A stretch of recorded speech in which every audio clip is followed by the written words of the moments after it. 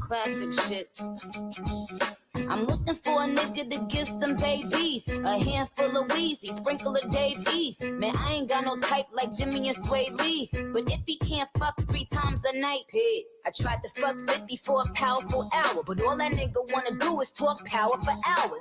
Beat the pussy up, make sure it's a KO. Step your banks up like you moving that yayo. Somebody go and make sure Karuchi okay though. I heard she think I'm trying to get a coochie to Quavo. They always wanna beat it up, goon up the pussy. Man, maybe I should let them auto-tune up the pussy. All these Bow Wow challenge niggas lying and shit. Many Fetty Wap niggas stay eyeing my shit. Drake worth 100 million, always buying me shit. But I don't know if the pussy wet though if he crying and shit. Meek still be in my DMs, I be having to duck him. I used to pray for times like this. Face ass when I fuck him. Man, Uzi is my baby, he ain't taking the L. But he took it literally when I said go to hell. Used to fuck with Young Thug, I ain't addressing this shit. Caught him in my dressing room, still in dresses and shit. I used to get this nigga with a list of testers and shit. How you want the pussy, can't say your S's and shit.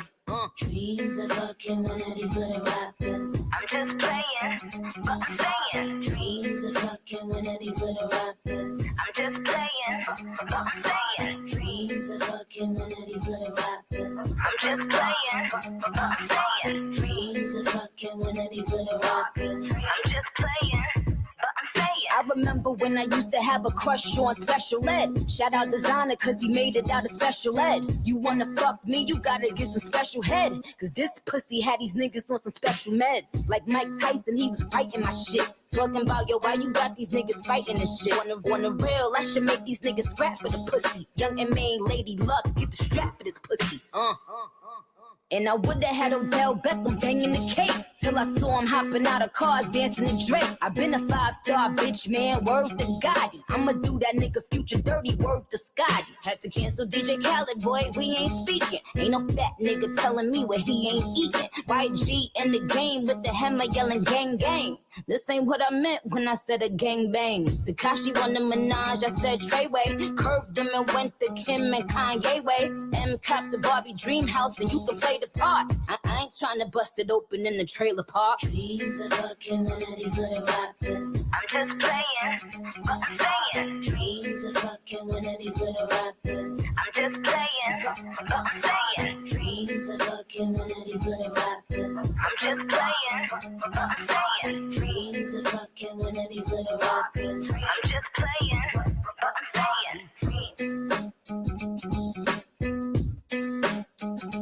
Barbie dream. I'm just playing, but I'm saying.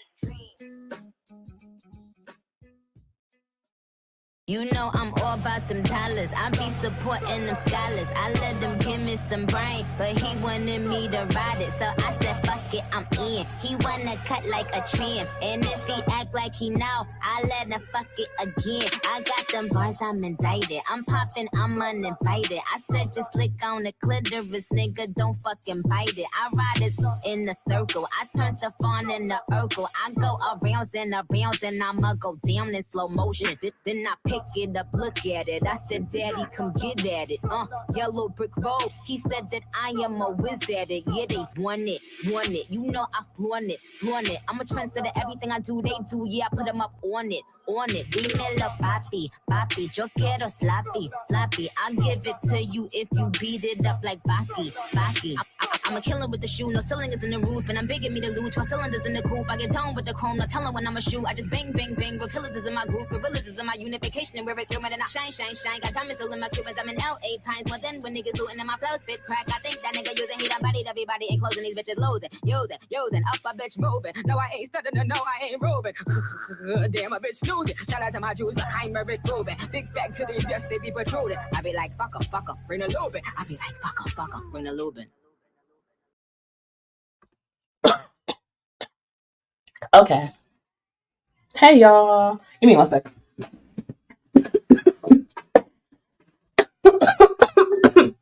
Okay. So first of all, I didn't know I was supposed to be live a fucking hour and a half ago.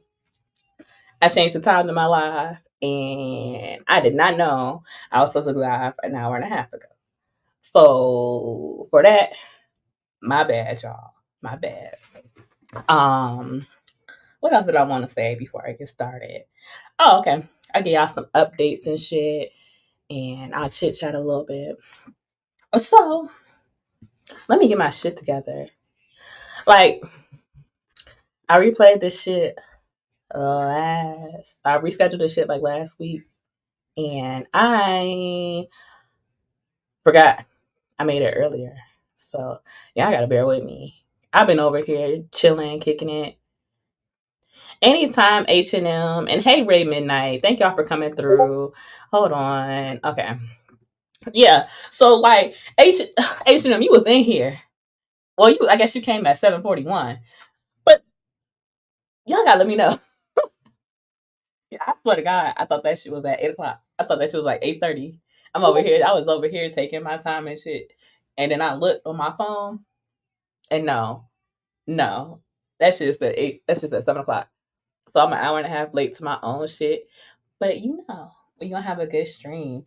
I've been marinating on this topic, and I've been thinking about this topic a whole lot. And I even like I've been thinking about it when it comes to like different angles and how to supply.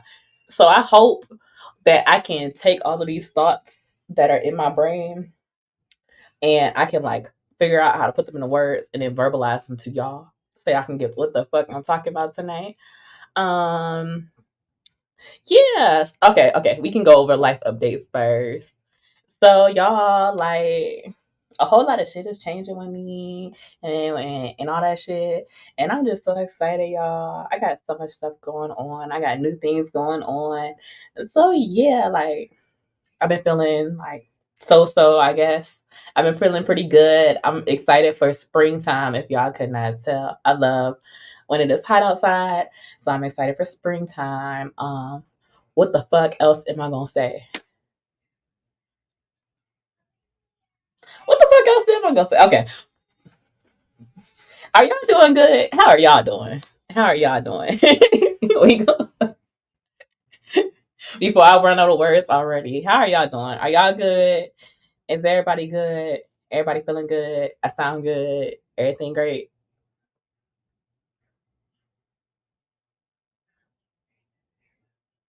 I'm gonna take that silence as a yes. I'm gonna just take that silence as a yes. Okay. So, oh, you like the red? You like the red? Look, I done had this one. I done had this dress in tucked away for a minute. I was going. I was planning on wearing something else, but I couldn't. I wasn't feeling it. But this red dress though, it's like, hold on, I'm gonna show y'all. Hold on.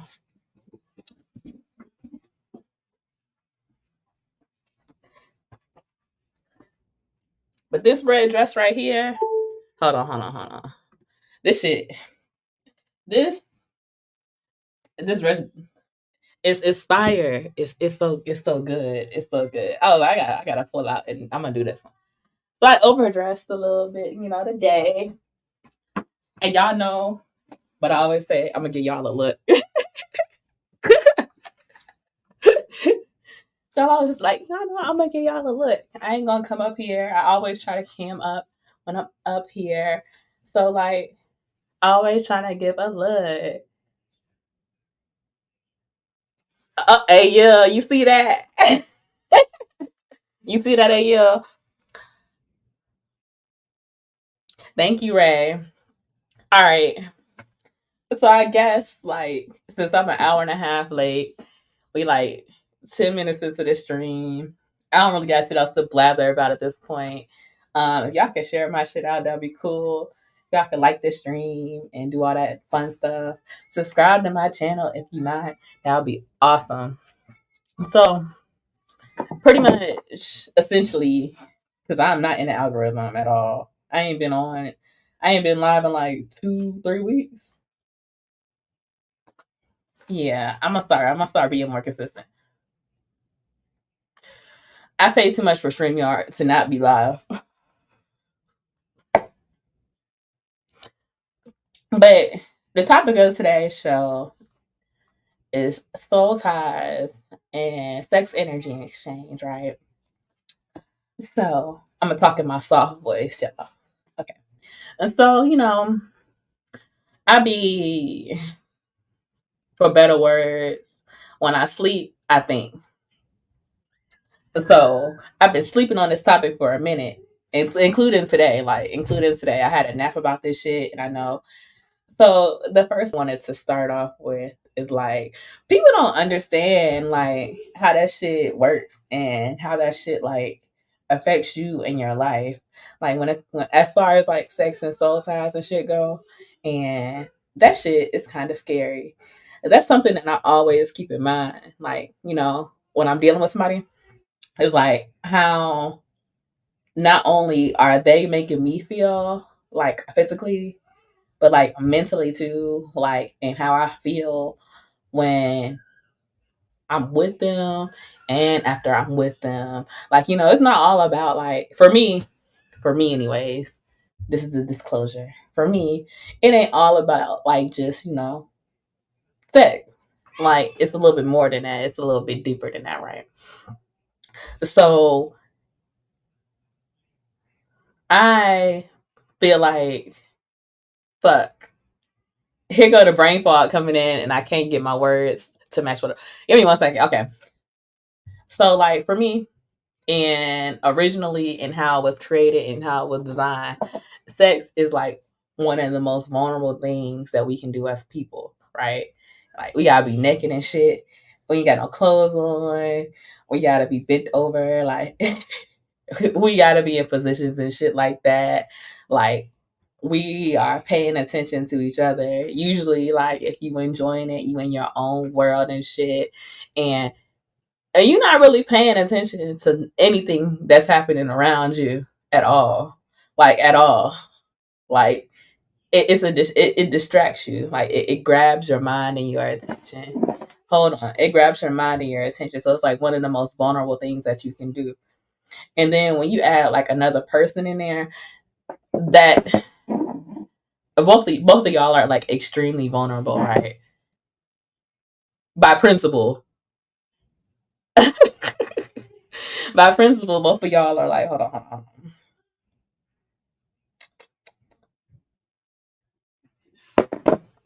on. So when it comes to people and how motherfuckers interact and shit like that, like, I feel like today, and I be listening to live streams and shit, and I be hearing people talk. But today, everybody talk about like, even like talking about like the dating and the sex aspect of dating is like, we operate off a real like low level, damn near bordering lust type of plane. Like, you see somebody, you're attracted to them, you want to f them. You think they're cute, you want to f them. They do something for you, you f them. But you're not necessarily always keeping in mind uh that person and what they are harboring and what they can possibly be giving you when you give your body to them, right? Hold on. So,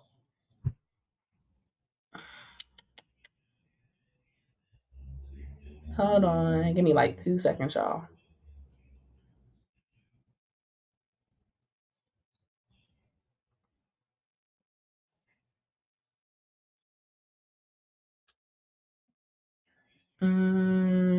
Hold on. I forgot to do one thing. I told y'all I was running behind. All right. All right. So, when you have people that, I feel like in the world, you have people that have good energy and you have people that have bad energy. And I feel like a lot of times when you come to people using words like narcissist, and when you come to being in toxic relationships and all of that shit, a lot of the times that shit is like, you would describe the person that you with essentially as like an energy vampire.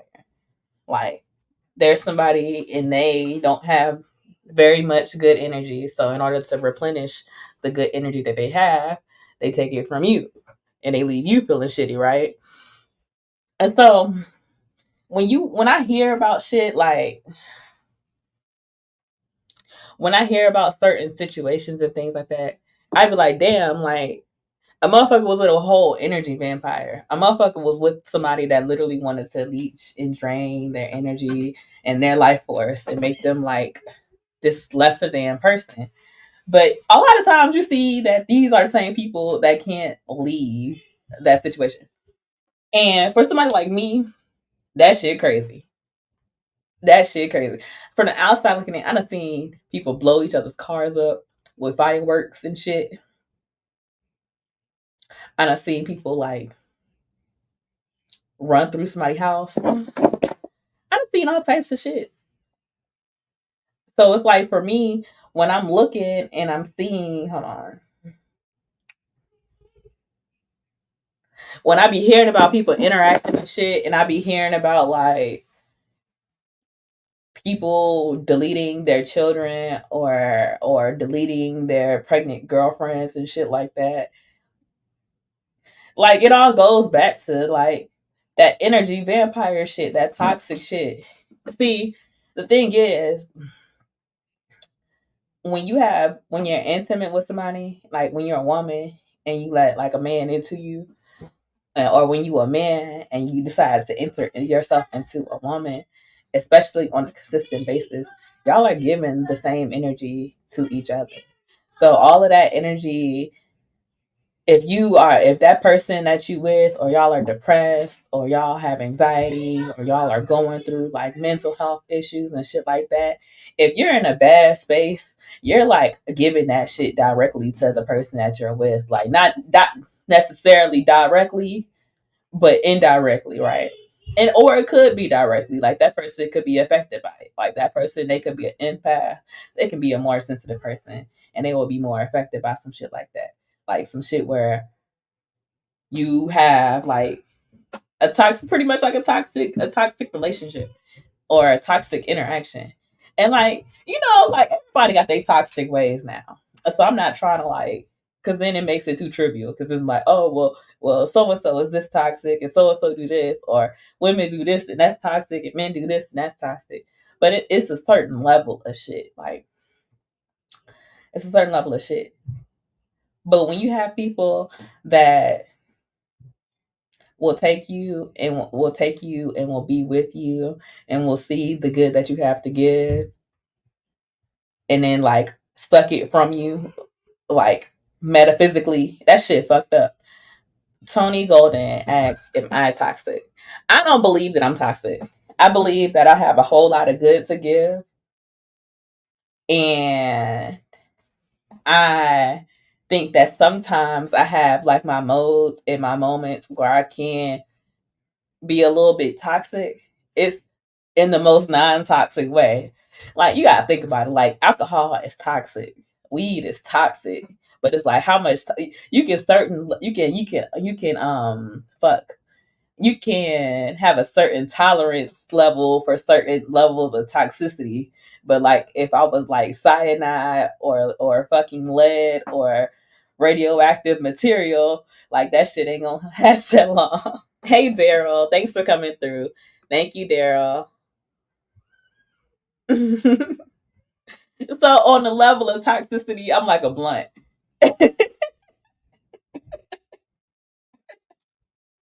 I got my ways, I got my moments, but for the most part, like like I ain't necessarily like I ain't gonna do nothing crazy to you. I ain't gonna have you tweaking out. I ain't gonna have you out here bad. Like you can recover from me. Like it's just gonna be a little bit.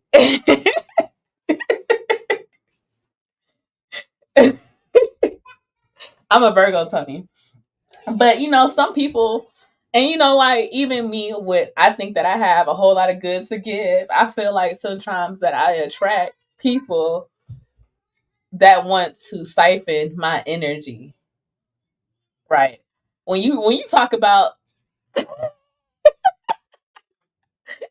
hey hoodie, when you talk about when people come into your shit and like fuck you up, I'm talking about when you with somebody and like the worse you are, like y'all were together and you were that person, like you were that person, you was feeling, you was great, You was that person, right?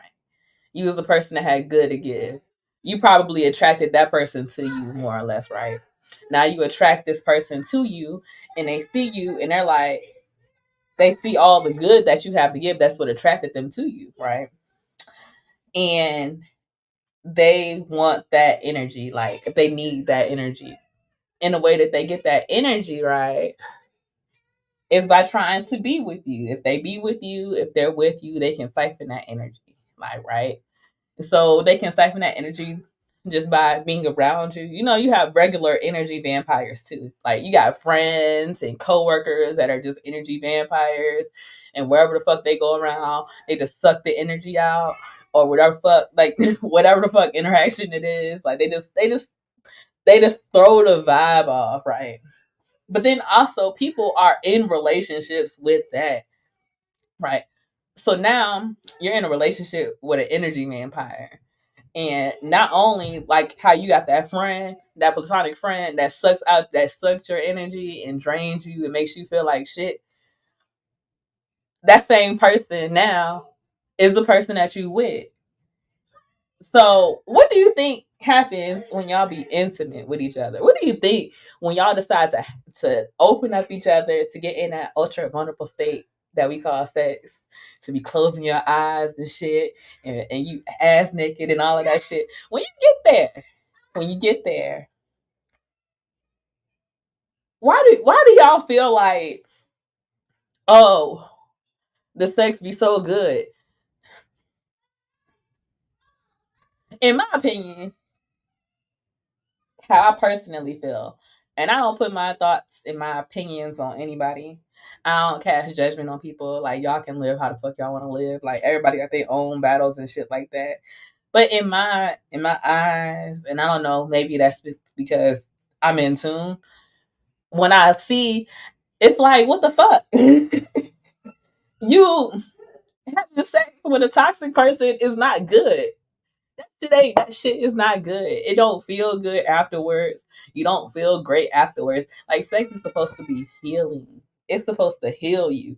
That's why it's like a divine thing. You know how much magic and energy and sex is so amazing that you could create a baby. Like sex is that good. You can make a fucking baby. You can create a whole nother person. That's how bomb that shit is. Just like off of the scales, like it's amazing.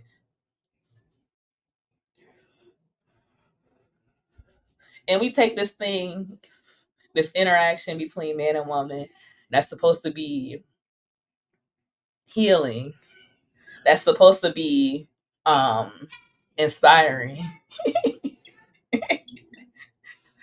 I was like that's supposed to be like the closest way that we can connect to another person. Like literally the closest way that we can connect to another person that's not our mother. Like that's because we came out our mom. Like so that's close as fuck. Like it don't get no closer than that. But the closest that you can get to that is sex. Is having somebody like is that beautiful and is that healing, right? It's that much of a connection.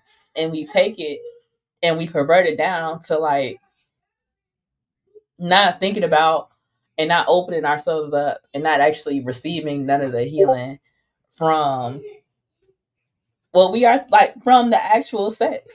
Instead, we see more we are sucking in, we are taking in negative energy. We're not acknowledging how we feel about it. So not only are you not even thinking about the shit, you taking in this negative energy and you don't even understand why how you being affected the way you being affected. So then like y'all think that shit is good. And that shit might be, sex is like if you've been having sex with this person, it's probably gonna be decent anyways. Like y'all gonna be any type of passionate sex is good, right? So it's not about whether it's passionate or not. It's about actually how it make you feel. It's supposed to heal you inside. And a lot of people be out here getting fucked up because y'all be having these relations with motherfuckers that don't even know don't even understand themselves to be able to understand what you got to give, to be able to sit down and analyze the shit that I'm telling you. You should all like, you should, especially when you are sleeping with multiple people and you sleeping with hella people and shit, and you just live a promiscuous lifestyle. And again, ain't no judgment. I don't care. Like, as long as you healthy and you safe as an adult, do you boo. Like, man and woman, like, I don't give a fuck. That ain't none of my problems. Like, I worry about me, right? So as long as you healthy and you responsible, I don't care what you do. Like, that ain't none of my business, really. Like, zero. But I'm just saying, for me personally, it's like, how do y'all not like analyze and think about how that shit make you feel afterwards? Like, how the person makes you feel, like all of that shit. Why do y'all not even think about that shit when y'all be claiming that this toxic sex is so fucking good? You telling me, like, instead of wanting to be open and vulnerable to somebody, you want to be angry and mad, and that's why you want to fuck them? You don't want to fuck them because you you love them so much and you're so overwhelmed with emotions, and they're so amazing and they're so beautiful, and you just need them. You want to fuck them. Thank you, hoodie. You want to fuck them because they are giving you this passionate sex, but you can't even allow yourself to be vulnerable. You can't even allow yourself to be vulnerable and open yourself up to that shit, to actually get the spiritual experience that sex really is. Like, I swear to God, I had an out of body experience one. I swear to God, I saw myself on the bed one time, and I can't do that. I can't do that. If you somebody toxic, I can't even like I can't like if you're not good for Ellie, I can't even be able to accept none of that shit to even get to that point. Cause like I said, you gotta be vulnerable. So I understand, like, maybe a lot of people, I guess, y'all don't be trying to love and shit. I don't know what the fuck be going on with y'all. Shit y'all be complaining about when it comes to like the opposite sex. I don't know. I can't relate. I can't relate to like meeting a nigga and him just not giving a complete fuck about me. I can't relate to none of that shit. Like, so it's like, for me, it's like, you should be able to you should be able to like recognize, but like, this shit ain't healing. And if the shit ain't healing, the shit ain't hitting the way it's supposed to hit. Because it's a whole different type of hit when it's healing you, when it's making you feel good, and you feel good afterwards, and you feel good, like, not only like you ain't just have like a physical orgasm, you had an emotional orgasm and a spiritual orgasm too. Type shit. And y'all don't even be getting to that shit because y'all be fucking mad as hell, fucking angry, and that's when y'all like to fuck off some toxic shit instead of it being some real soul tying connection shit. And then y'all get tied to these fucked up ass people because you've been fucking this person for so long. And like I said, in that most vulnerable state, you sitting there and you letting that person do what the fuck they want to do to you and have their way with you. And now they having their way with you and shit like that. And now they draining your energy and shit. Now you feeling fucked up. You taking on their traits and shit. Cause when you be sleeping with somebody for a minute and y'all be in a relationship, you start taking their traits and shit. You start using their words and doing certain shit like them, and then you like, what the fuck? And that motherfucker is draining your energy, taking all your good from you. And not only are they taking all your good from you, the shit that you getting back is fucking dumb. You getting the fucked up shit. And then on top of that shit, now y'all always fighting this shit because y'all don't like each other. This person done gave you they whole fucking attitude. They fucking done fuck depression and all types of shit into you and shit. Fucked you up. And you sit here like, I can't leave him alone. The D too good. The D ain't good enough if your relationship is toxic. I don't give a fuck what you say. And I hate when motherfuckers be like, oh, like, this nigga toxic and don't know how to act because my pussy good. No, bitch. That's because that nigga fucked up and don't know how to act. It's not good It is not good. See, Tony, this is a trauma response right here. This is a complete trauma response. Toxic times was fun times. See, I get what you say, like the wildness, the unpredictability, and all that other shit. But I'm talking about like on a deeper level. That shit didn't fucking heal you. Yeah, that's trauma.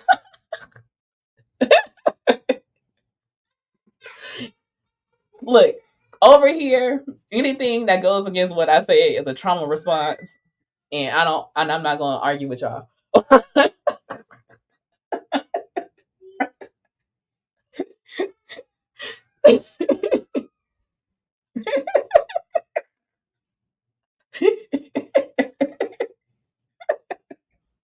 Anything y'all say over here is a trauma response, and I am not arguing with y'all. Like,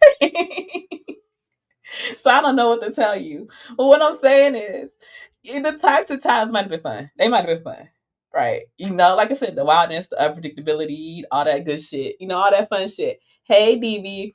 But when I'm talking about, it's like I'm talking about being able to be open and being able to actually connect with somebody and like actually like feel some real shit, not just me fucking. Like I'm talking about feeling some real shit, not just fucking. And it's like y'all be just fucking. Y'all don't be feeling that. Like I need all of that. I need everything. Like I need to be able to. If I like I said, I need the out of body experience, all types of shit. I gotta be able to connect with you on another level. And then y'all hold on. And then y'all asses be so crazy with the shits, right? Y'all be so crazy with the shits that not all like you not even getting like fully satisfied. You not even reaching the peak. You not even reaching the pinnacle. That's why bitches can't have orgasms these days.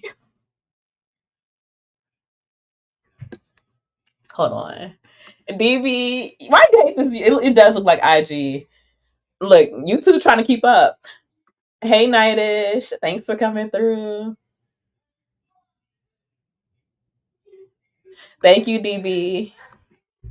And I do. I definitely do. I need more than just like I need more than just you like fucking me and us going through the motions. Cause I'm not gonna feel great afterwards. And like I said, this shit's supposed to be healing. This one me being in one of my most vulnerable states. You know, like when you go to the doctor and shit and you gotta change your clothes and you gotta get naked and put on that little thin ass fucking cover up. That's like that's your vulnerable state that you go to fucking heal.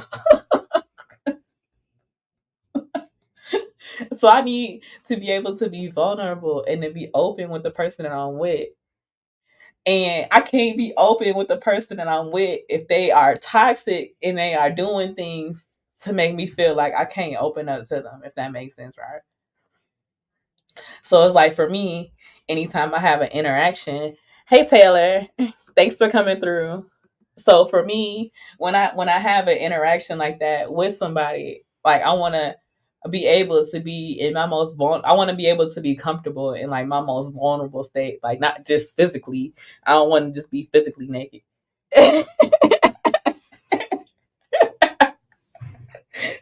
want to feel. I want to like.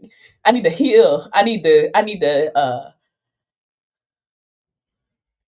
that little out of body experience when I'm looking at myself on the bed and shit. And I can't do that shit if we just toxic fucking and I can't put my guard down and I can't be open and comfortable with you and shit like that. Or if I gotta feel like I gotta close myself up because I don't want you around. Hey Aries. I gotta be able to, you know, I gotta be able, but I don't want to do that shit if you a fucking energy vampire. I don't want to do that shit if you a toxic ass person because I can't. And if I do, then I'm accepting your toxic ass shit.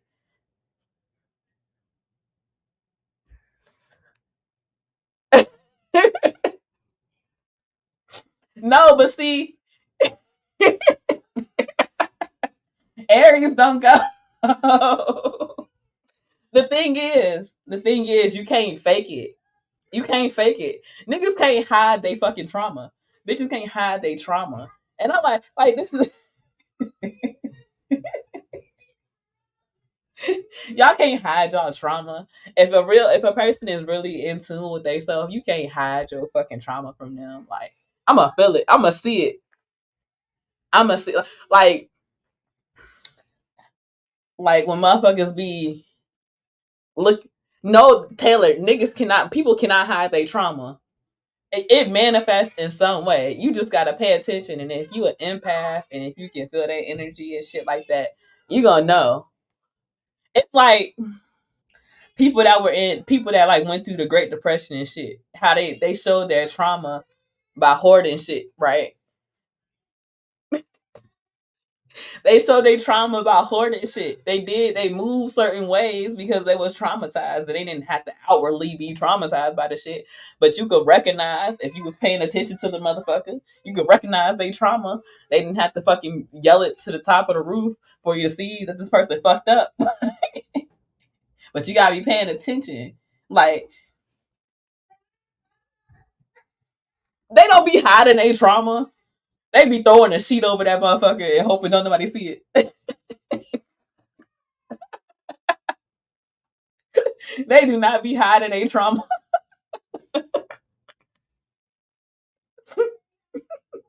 That's why when I come over here, that's look. People do not be hiding their trauma. They be trying. They be trying. They be trying.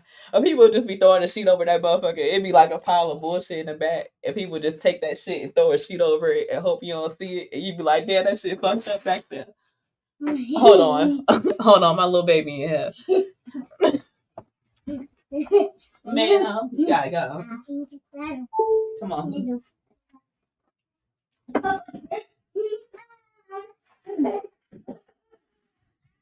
All right.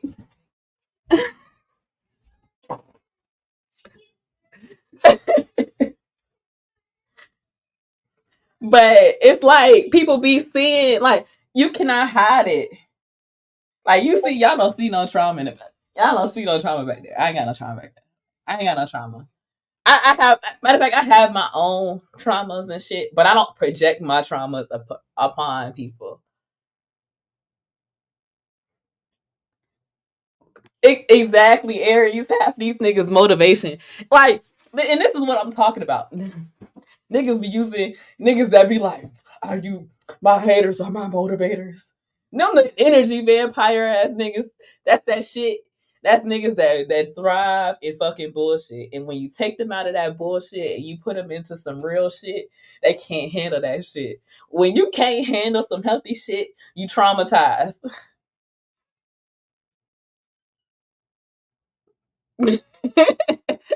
Girl, she over here eating steaks. You talking about some Cheerios.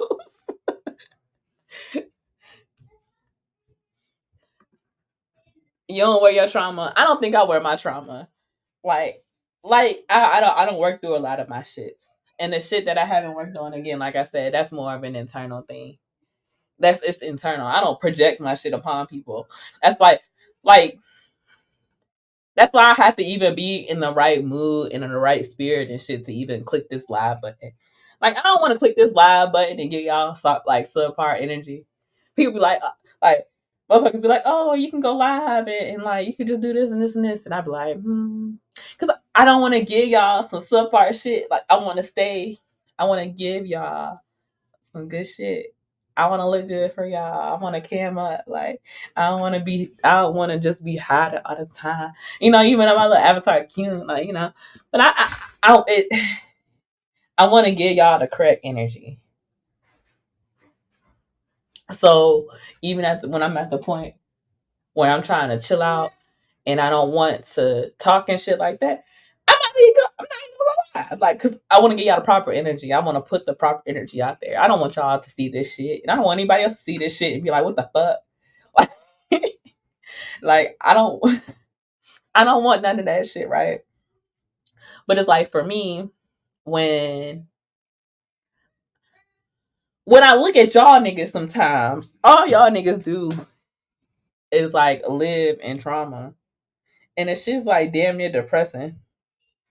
The shit's damn near depressing. And it's like a lot of times, even when that shit translate over, and like when I'm talking about like sex energy exchanges and soul ties and shit, it's not, it don't just tie over into shit like this where it's trivial and shit, but it ties over into like fucking news articles of women getting deleted while they're pregnant. Like it translates over to the fucked up shit that we have in that motherfuckers come on here and cry about every single day. The fucking broken homes and shit like that. You knew damn well you and that motherfucker was not gonna last. Y'all could barely live together and be healthy. Like y'all could barely live together and be healthy without a child. Y'all thought a ring and a baby was gonna change that. Now y'all fucked up and y'all want to get divorced and shit. You should have recognized that. That shouldn't have been a toxic relationship that sucked you in to where you couldn't get out. Like you should have been able to recognize that shit and leave it. But y'all can't because y'all operate off of lust and passion and shit. But y'all don't operate off a level of spirituality and at least of reading somebody and in their energy and shit like that. Y'all be having sex and getting your energy drained instead of having sex and feel like healed afterwards. Because like I said, it's supposed to be healing. It's like the closest thing it's the closest way that you can get to a person. The only other person that you closer with than the person that you let into your body or that you enter in is your mama.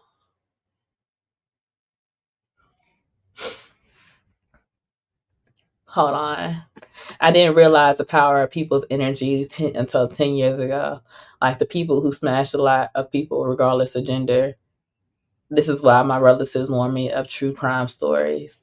And it's not even that. Sometimes you could just be empty. Like a lot of times people operate like, even when people talk, they operate off a level of like lust. Like even when it comes to dating, like people categorize each other by fucking numbers and shit. Bitches out here getting fucking BBLs and shit like that. It's all of this shit going on, but it's just like y'all don't think about each other and how y'all feel, like, and how this person is truly making you feel. This person isn't having sex with you and healing you. At the most, they're draining you and they're replenishing you with their fucked up ass energy. Like at most, and at best, I guess you're draining them and you're taking whatever the fuck good they have and just wreaking havoc on like the whole thing. But it's never a point where y'all are actually like connecting and letting y'all guard down and being vulnerable, because when you do shit to people and you hurt people and you create scars and all that trauma and shit like that, you get to the point where you don't want to open up. You get to the point where you got your guard up and shit like that. Like you get to that point. So how can you get to that point and then be like, okay, I'm gonna get to my most vulnerable state and then let you in? You can't let the motherfucker in all the way. When you having casual sex with somebody, you can't let that motherfucker in, right? Like y'all only fuck one time. Like they don't even understand. They don't even know you. They didn't know your body. They didn't get to know you. Like they don't love you. They don't care about you and shit. You know.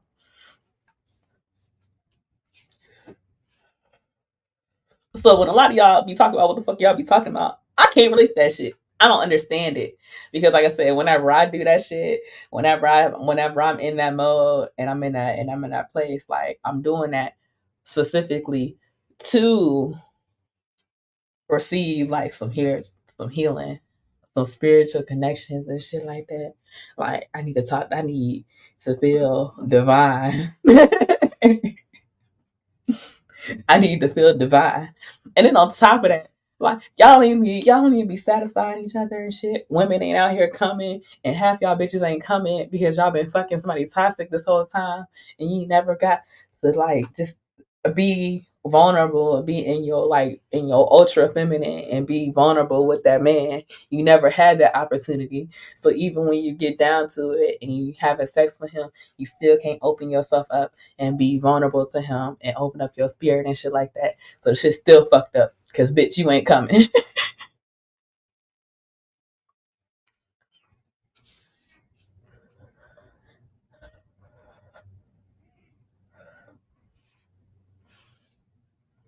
But it's like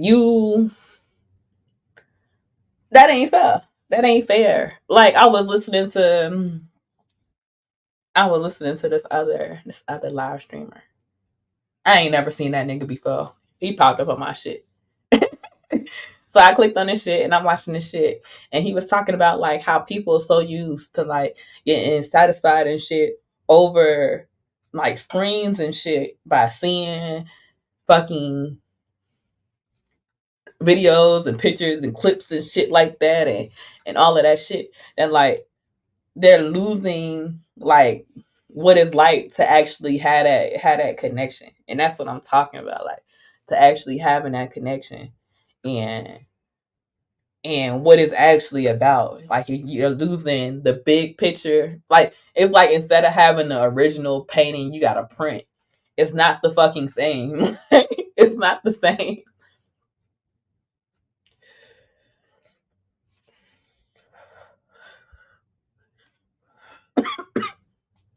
Some things are just intangible, and a lot of times people these days are missing the intangibles.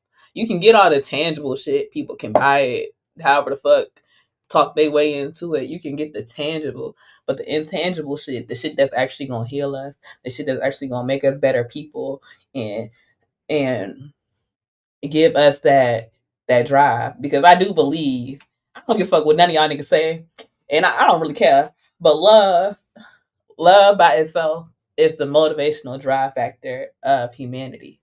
Like the fact that we help each other out, and when certain crises happen and how communities form and all of that shit happens, that shit all happens off of the basis of love. It's other shit that's involved, obviously, but love is what adds the color to it. Love is what makes it human. Thanks, H&M. And so when you talk about like how you miss all of those things. You miss how like people feel and how people smell and touch. And you miss all of you like we are biologically like made to be with each other. Like you miss the pheromones and shit. Cause now you just looking at visual stimuli and shit like that. And you missing all of the actual parts that make sex like divine. You just getting the basic shit. You just looking at a fucking screen, like at the most, with some lotion or with a rose. But you're not actually getting that feeling that you can't get from actually being with somebody, right? And then and that's why it's important because you have to know, you got to know, and you have to understand and accept who the person is that you're deciding to open up to and tie your soul to. You don't want to open up yourself to the wrong person. Taylor, I would not know. The rose gets the job done. I mean, look, I can't do it. I can't do it.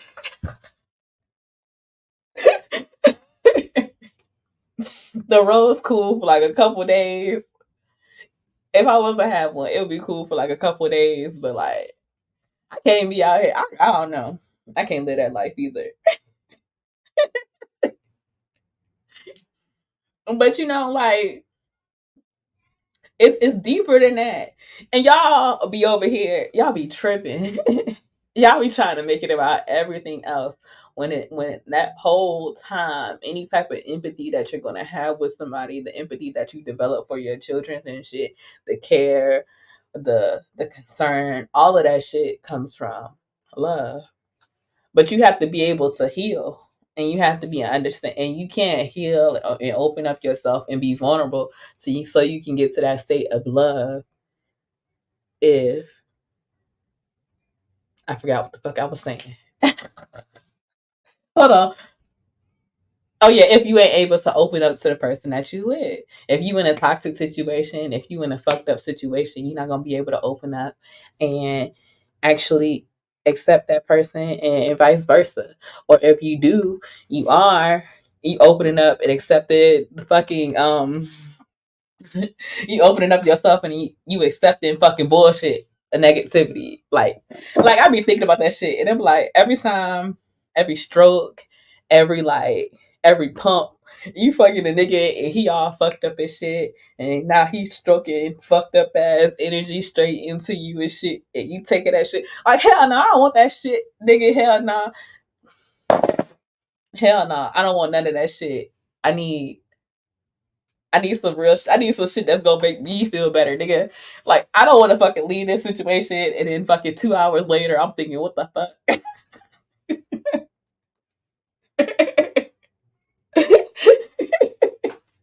I do not want to get up here like that. Like I want to. I want to be like, damn, like that shit felt good. Like that shit made me feel good afterwards. Like not only did my like body had that hit that big O, but like my mental did too, like my spiritual did. I feel better. I feel energized. I don't feel fucking drained. And a lot of times y'all think that drained feeling is a good feeling, but it's not. You're not supposed to feel drained after sex. You're supposed to want to do that shit again. Thank you, Cynical. Okay, so I'm gonna drop the link. I've been up here for like damn near an hour. Blathered and shit. So if you want to hit the link, it's available. Hazel, thank you for coming through.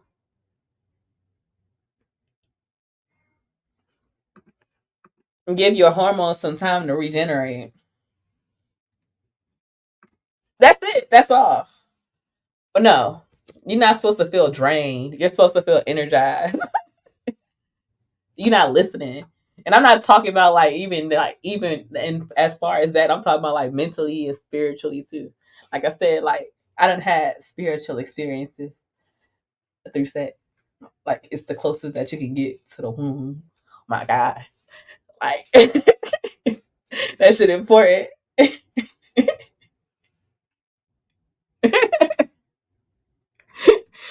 Oh, I like how Taylor and Cynical got opposite comments. Oh, that shit too good to be true. Brownie spitting some gems over here. Y'all funny as hell.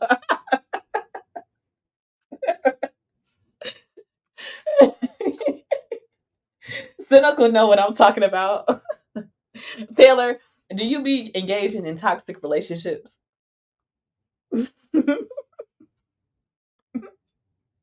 Have you engaged in toxic relationships? And this is coming from me, like a person where I realized like I was creeping into like I the relationship didn't start out toxic. But you know how shit end up. So like we was getting there. And I had thought it was like my first relationship. It was with my ex, the dude I interviewed and shit, right? And I'm sitting there and I'm like, I don't know what the fuck this he did some shit that had me hot. And y'all might not believe me because of my personality. But younger Ellie, I'd be hot as this fucking red dress I got on right now. I'd be hot, pissed off. Like I'm talking about, like I'm so damn hot. I'm so mad, so angry. Like it was a whole different vibe, and I was like, "What the fuck?" And I was like, "Bruh, I am not gonna let this make me a mad bitch. Like what the fuck?" But I recognized that like I didn't need to be with nobody that brought that shit out of me. And like I didn't need to be with somebody that made me fucking angry. That's to the point where I'm fucking seething. Like where like if I was to, I would have steam rising above my fucking head. Like I can't live like that. And so for me, it was like, okay, you got to take that shit back, and then you got to think about that shit, and then you're like, okay, you know what? This is not the person that I want to be. And if you keep fucking with me, you're gonna make me be that person. So the option that I'm gonna give you is just to not fuck with me, and I'm gonna just, make that executive decision because you gonna take me there, and when you take me there, you ain't gonna want to take me there for real. So stop playing with me. See, Taylor, you done laying up with a few demons in your past. I can't be laying up with demons.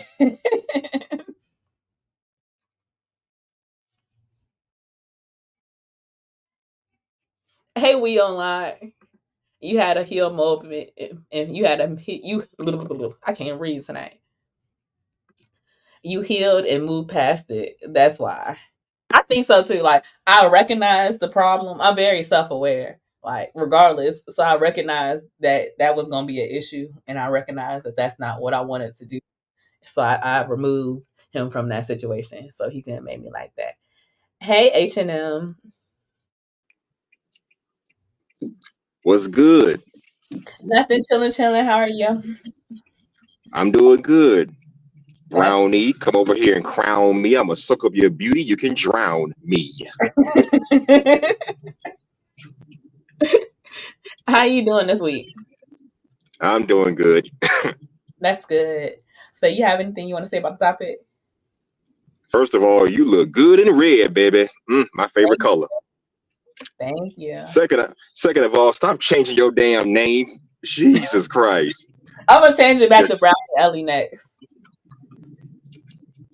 I And didn't realize finally, my search like when you search me up and shit. So I'm gonna change it back to Brownie, but then I'm gonna change my yeah, little name. I'm gonna shut the rest of y'all up and I'm gonna finish out because I got like 3 or 4 names on the list still. So I'm gonna just take them and add them onto my StreamYard name, and then I'll rotate it like that. But I can't be changing my YouTube handle. That's not good. okay. Well, your channel, whatever you say. And finally, as far as feeling drained after having sex, I think that's somewhat natural. Like I said, you got to give your hormones time to regenerate. I'm I not talking mean, about. I Hold don't on, know about you. hold on, hold I on, don't hold know on. about you, but I know men who fall asleep after they had sex with a woman. It happens. I'm not saying that. What I'm saying is that, like, on a spiritual and emotional and mental level, you shouldn't feel like that. Not physically. What? How do you feel? How do you feel spiritually drained after letting somebody after smashing somebody, or in your case, getting smashed? I don't get it. I never felt that way before. You ain't never felt spiritually because I'm an empath. So if people energy and shit like that matter to me. I'm talking about energy vampires and shit like that, and not being able to open up and be vulnerable while you have a sex. Unless you're having sex with a vampire or he's doing it with a succubus, I can't explain that. I mean, but you could be doing it with somebody that's like that got depression and shit, and that's like mentally fucked up, got generational curses and shit. Well, I never smashed a chick that has some generational curses or some mental disabilities. So Hey every guys, girl I smashed was sane enough. I mean, I get you, but I'm just saying, like, or what can, or what it could just be a overall toxic relationship, and again, y'all be like, oh, that toxic sex is good. The toxic sex ain't really that good. Like, nah, like, bitch, it's crazy. It's love. Man, I had a chick at my job say toxic dick is the best dick. I'm like, you out your damn man. I can't say the same for toxic cooch though.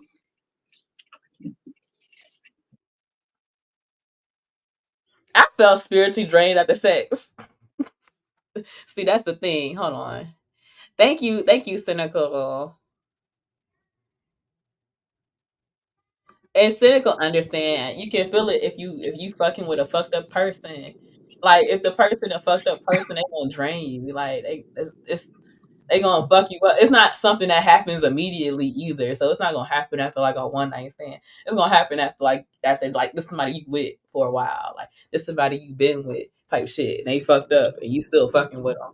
And like now they fucking with your spiritual shit. Motherfuckers can definitely spiritually drain you. It's not gonna happen immediately though. Like you ain't gonna fuck somebody one time and then you be like, oh fuck, like I need to go to church. Well, at least you understand that. That makes sense. 'Cause Oh, I feel physically drained, but never spiritually drained. hey, GBG Stepper. I just drink some water and exercise, and I'm ready to get back into it. I feel like, but I feel like when people have certain energies, it's not everybody, but certain people capitalize off of that. The way to capitalize off of that shit is by like being an energy vampire and draining your energy. And sometimes the good energy that you possess and that you bring is also that same energy that attracts that person there to you, right? I guess so. Yeah. Yeah, so they gonna be draining you. Like you ain't never seen a couple or like one of them was like better, like one of them was happier or whatever the fuck than the other one, and then like as they started to be together, like as they started being together, the one that was unhappy became happy, and the one that was like in a good mind space and shit became all fucked up. I don't know anybody that's happened to, but I've heard the stories about that happen. I know a guy went to college with said that happened to him.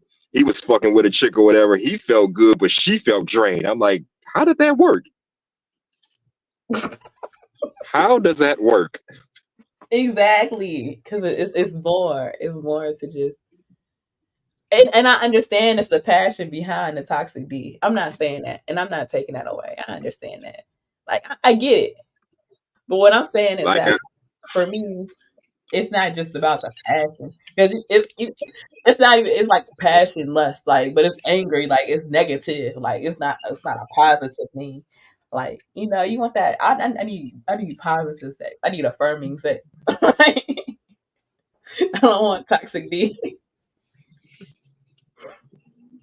well, do you think toxic D is more satisfying than, I don't know, non-toxic D?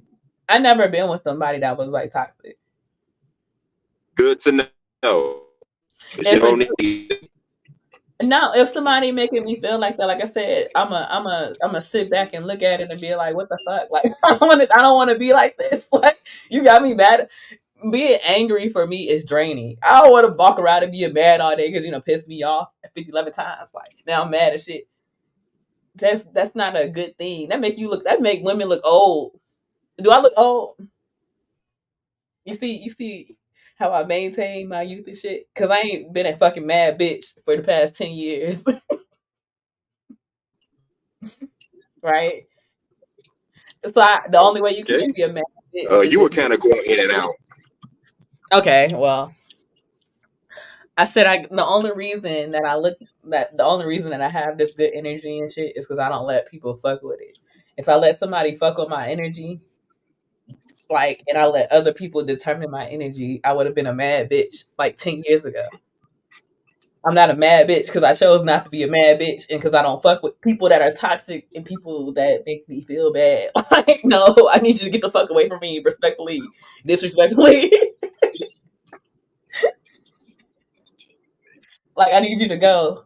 Like, sweet, like, not even like you ain't like it's cool. Like, we ain't got no problem, but you gotta just go.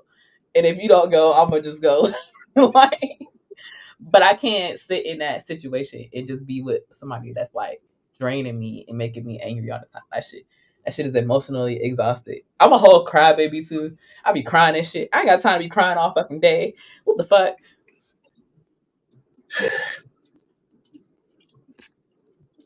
Yeah, well, it's okay for you to cry, but I can't do that. No, no, no, no, no, no, no, no, no. See, I told somebody that it's either I cry or you cry, so who gonna cry? Because it ain't gonna be me. You're What you going to talking? cry. Not me.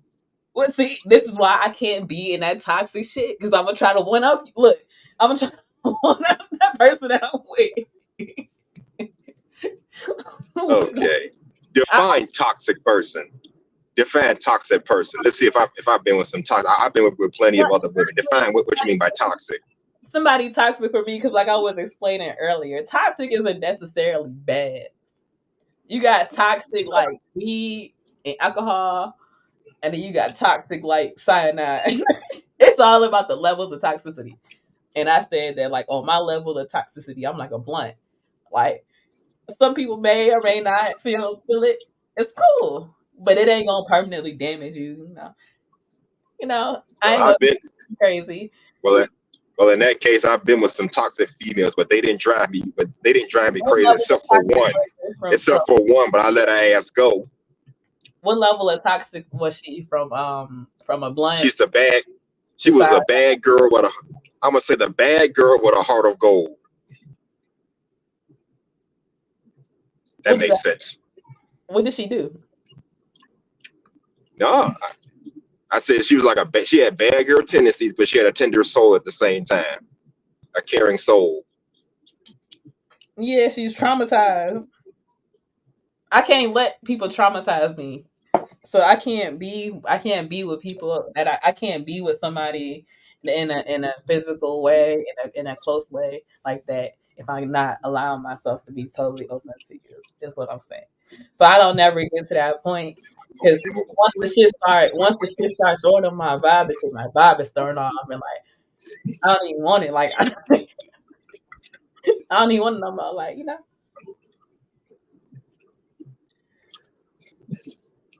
Yeah, I guess. I ain't the type that's gonna fucking cut a piece of mold off a piece of bread and eat it. Like I'm gonna throw that whole bag of bread away. You know, I've done that before. It's not as bad as you think. Hell no, If you I, gotta throw all that shit away. That shit is contaminated. And that's how I feel when I'm. That's how. now, if half the loaf, now if the half of it moldy, then I'm just gonna throw If the I whole thing out. if One I or two see pieces ain't gonna kill it. if I see any discoloration in my bread, I'm throwing that shit away. Well, maybe you should. I ain't look. But that's how I feel about people. Like if I see that shit on you, like I don't want that shit. I don't want that shit. So if it's just partly toxic, instead of just trying to purify that toxic part, you had just get rid of the whole thing. Get rid of the whole man. What's partly toxic? Again, he's a good person. He's a bad guy with a heart of gold. Kind of like the women I've dealt with. Bad girls He a with Robin hearts of Hood. gold. He a Robin Hood. Steal it from the rich and give it to the poor. Well, something like that. The corrupt rich. Oh, so you gonna justify it? If he steal it from some corrupt organization that's been swelling people for years and giving the people their money back, what's the problem? Anti-hero. Okay, so I guess I feel like that's even different because that's a humanitarian thing. That's something that's based off of of real humanistic, but not selfish purposes for the most part. You feel me? But I'm saying the people that are like if a dude would just treat me like shit, like on some realistic type of relationship, like if a dude was like talking to me like real crazy or being disrespectful, like that's not some shit that I wouldn't just be like, oh, like it did good. I'm gonna tolerate. Hell no. What the fuck? No, some females tolerate that. They be But that's what fussing I'm with each other. because yeah, and most females don't have O's either. Most females don't orgasm. So why don't most females orgasm? Probably because they don't have no connection with the dude that they sleeping with. I mean, a lot of chicks I deal with, we may get a little tipsy, talk shit to each other in a playful manner. Then next thing you know, my dick is on her, and sometimes in her. Not on her. Yes, it's on her, then it gets in her. Yeah.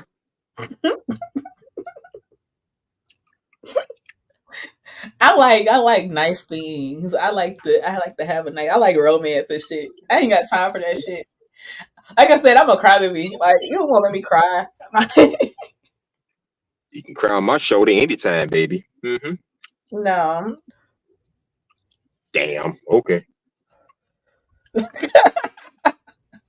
I'm not a. Like, I can't. I don't. I don't. I'm like I said. I keep my traumas to myself. I cry to myself. I don't cry to other people. I keep that shit Well, inside. good to know.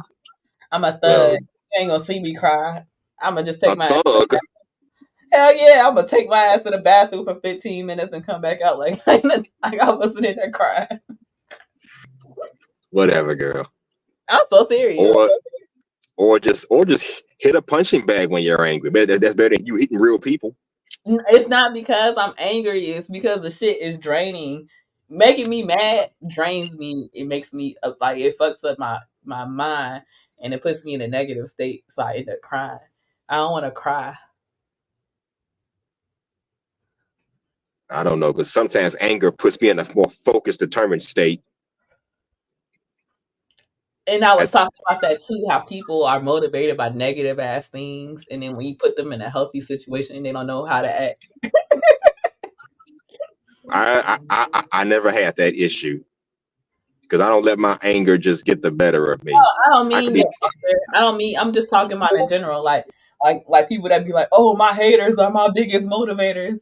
Like, so then when you take all the haters from around you, and you surround by people that love you and shit, why do you get comfortable? You get fucked up like hell, nah. The people that love you and support you are supposed to be your motivators, not your fucking haters. You thriving off of fucking toxic shit. You driving off I of hate. never under I never understood that either. How you gonna say your haters are your prime motivators? I don't get that. I never understood that mindset. How can people who want to see you fall are gonna No, motivate you to keep going?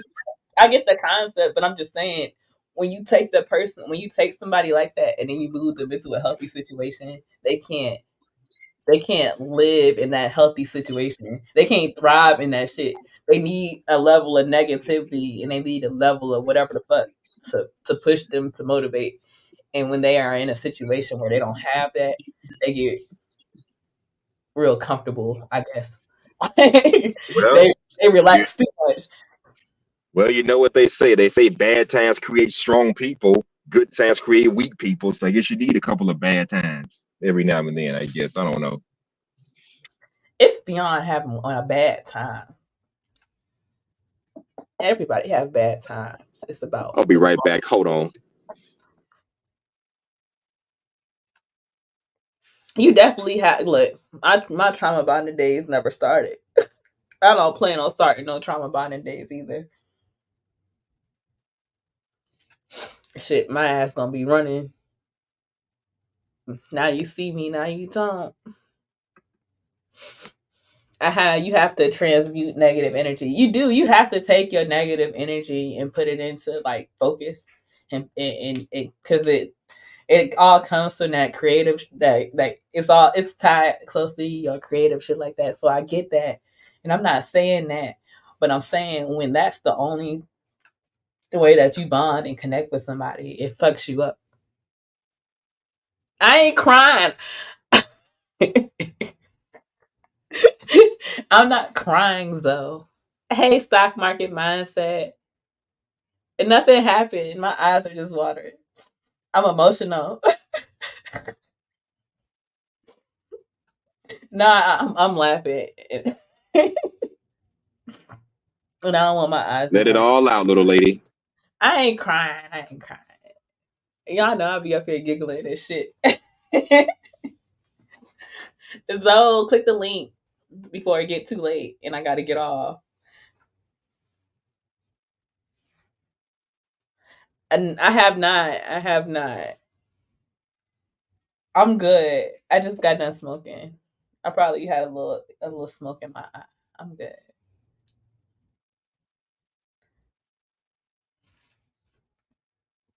Yeah, click the link before it gets too late because you like to hop up here five 5 minutes and 35 seconds before I gotta get off and shit. 11:59 and shit. You know I gotta get off at 12.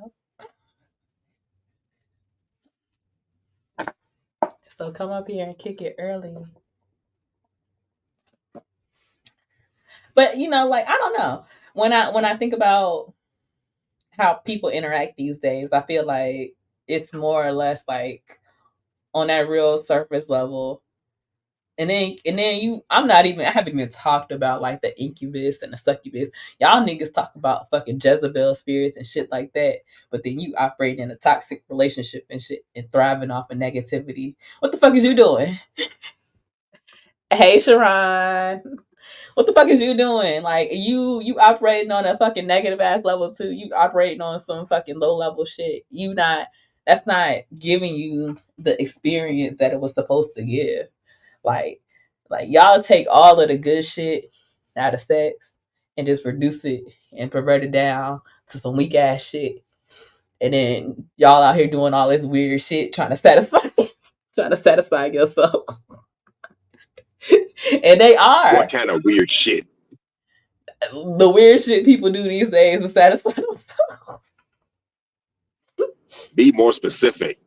It's a lot of weird shit people do. It's not one. You got the kinks and fetishes, you know. You got You got the what fetishes? the kinks and fetishes. The hell is that? You don't know what a kink is? Kink? Oh, that. Yeah, and a fetish. Like you I got mean, that. we all got fetishes, yeah.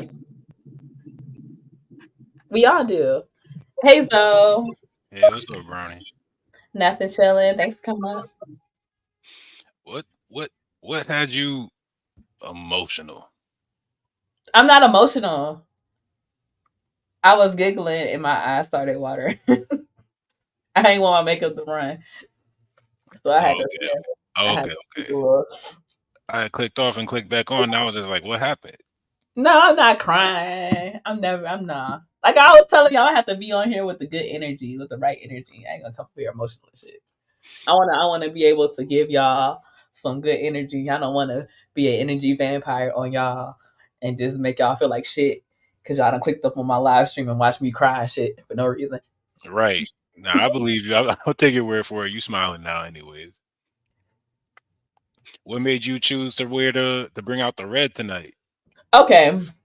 So I had this outfit because I was supposed to do this live like 2 weeks ago. So I usually pick out my outfits when I pick out my live. So I was like, all right, I'm gonna wear this. But then I put that shit on today and I was not feeling it. I don't know what the fuck happened in these 2 weeks. But I put that shit on today and I was not feeling it. And I was like, damn, I gotta find something that like, that I fuck with. You look like you just went out, or you just came back in from going out, and you managed to keep everything together. No, I just threw on the dress and did some basic makeup and shit. I did not hear what you just said. Yeah, I just threw on the this. I said I did some little basic makeup. Like I just did my makeup like real easy and shit. Threw my hair up. Got dressed for my live. But like I said, I picked this out. I picked out the other outfit 2 weeks ago. So then I went scrambling trying to find something. Because I was supposed to start at 7 o'clock and I didn't even know it because that's how fucked up I was in the game. My ass started at 8:30. I was supposed to start at 7. So yeah, I had to go and I had to find a whole new outfit and shit. But the red What was works. the other outfit? Was it something like crazy, or was it something like No, different colors? it wasn't crazy. I just wasn't feeling it. I was feeling it 2 weeks ago, but I'm not feeling it now. Now you look like you came from a ballroom party or something. Yeah, I look like I went out, but it's all good. It's a look. It's a good look. It's a good look. It's a It look. is. If You I know, take you out one day, you better wear that same dress, okay? Because I love me some red. you supposed to buy me a new dress. I didn't say all that now. Shit. What you talking about then? What you talking about? I Mm, said wear that same dress if we ever go out, and maybe I'll buy you another one. You show me a good time, okay? no. Not, Ain't it supposed to be a thing that you're not supposed to buy women clothes or something like that? I could have swore that was who a said that? don't let me pick out your clothes because I'll have you out here looking crazy. But No, you supposed to send me some I'll change. have you looking classy. No. You If you supposed to make, send me some change. And you tell me that to find something nice to wear. Tell me what color you like. And I'll be like, all you right. gotta you gotta go with H&M because I'll have you looking ratchet. And then I'll look and I'll get some shit that was cute. And then I'm like, all right, and I'm gonna pay for it, and it's gonna be the color that you want. So you ain't even you're know. not gonna do my girl. Not gonna do my girl like that. Somebody gonna make her look ratchet. You act your damn man. You're gonna have fun though. That's the thing. You could take the classy route. I appreciate and respect it. I think that's what's the word? Honorable. Of course. But I don't know, I like dressed down. I like, I like the little hood vibe more lately than before. Like 5 years back, I probably want to go the classy route just because I like to get dressed up and shit like that too myself. But the way things are now, like people's makeup go too far, people the way they dress up go too far, people with their bodysuits and implants and all the extra shit going on now. I'd rather take a chick that dress a little bit tomboyish here and there, especially initially, before we dress it up and get fresh and get nice later on down the line. I It's just all I about just I switched up my own game because of it. It's no reflection on anybody else what they should do. it's all about how I feel. I might throw on some sweatpants and a hoodie, or I might put on some extra shit like I got on right now. There better be some tight sweatpants, okay? Right? Regular sweatpants. They might be your sweatpants. I don't I'm wear cool with sweatpants. that. Yes, I I'm do. cool with Yes, I that. do. I was gonna say, don't come up here with the cap. What was you about to say, so?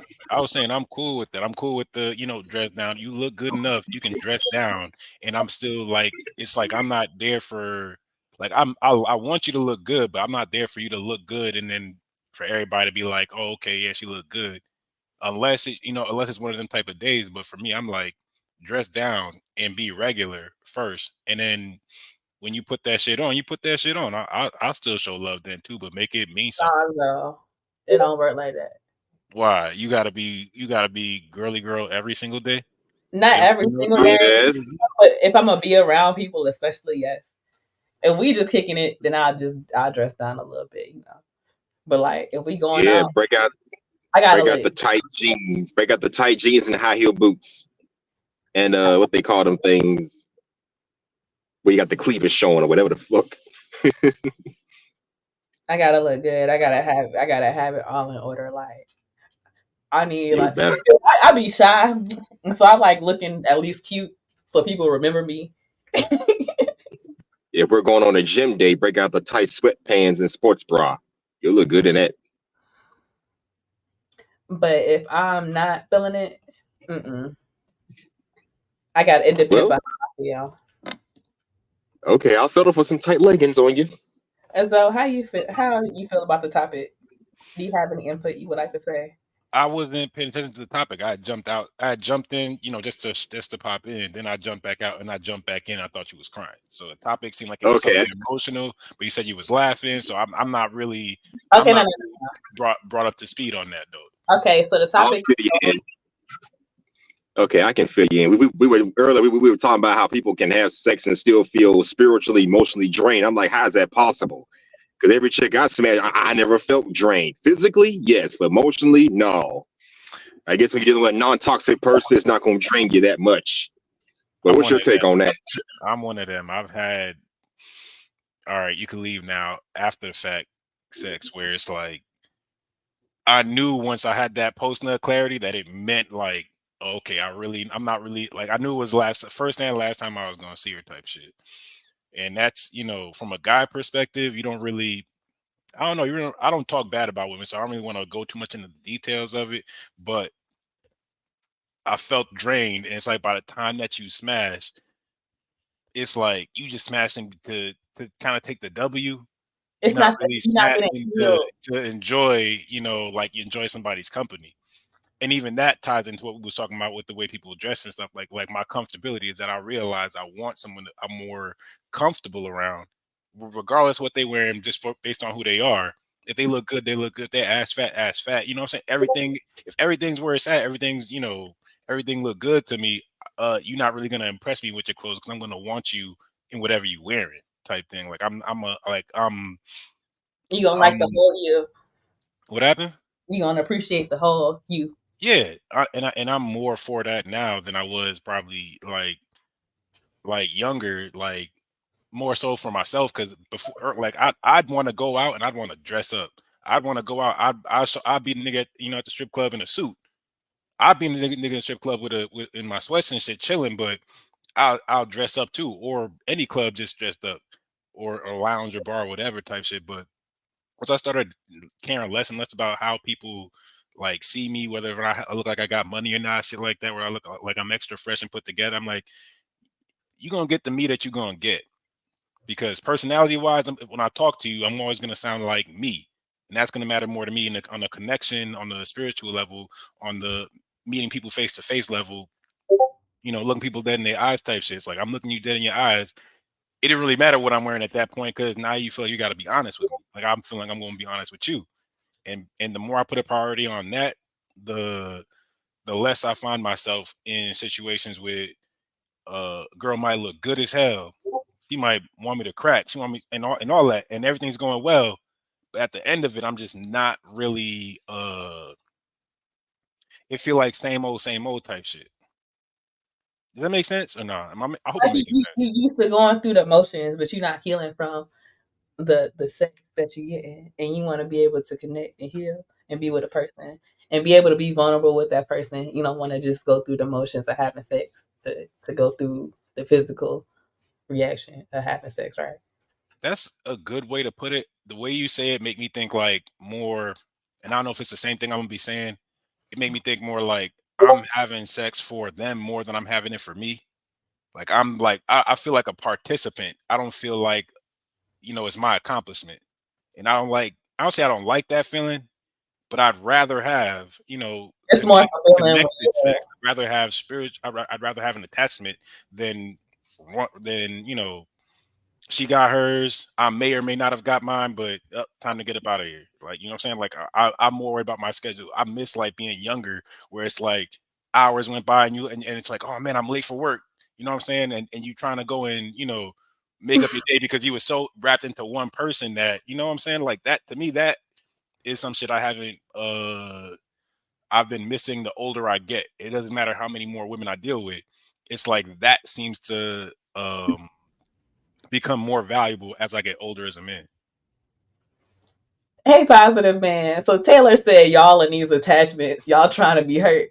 Taylor, Taylor, no, it's What not. You don't want no attachments? attachments, Taylor? It's not about being. It's not about not being hurt. It's about you. It's about enjoying the totality of it. Like people come in and out, and people are in your life for a season. So it ain't got shit to do with that. It's just about having that connection. Like I'd rather spend 10 years with that one person and it'd be great and amazing and I feel and that person fulfills me and vice versa. Versus spending 10 years with in an on and off relationship with somebody that I damn near hate and I'm about to blow his car up or some shit because he fucking with me like he taking me there. I don't wanna be sleeping with that nigga if you taking me to a place where it's like where I'm real low and when my fucking energy and my mind is fucked up, I'm a I'm gonna realize I don't need to be fucking you. I like attachments as a net positive. It sounds like she talking about attachments as when She she's talked about probably like she is trying to escape. Like I don't look at sex as something for me to escape. I look at something to look forward to. So when I'm trying to thank be you. attached, it's for a good reason. It's not to try and escape some shit. To be like, oh no, like you know what I'm saying? Like Yes, I that's need more some more of this. that's more the dichotomy I'm looking at. It's like I need some more of this. It's like when you go to a Makes sense restaurant to me. and the shit good and you like, damn, I need to go back.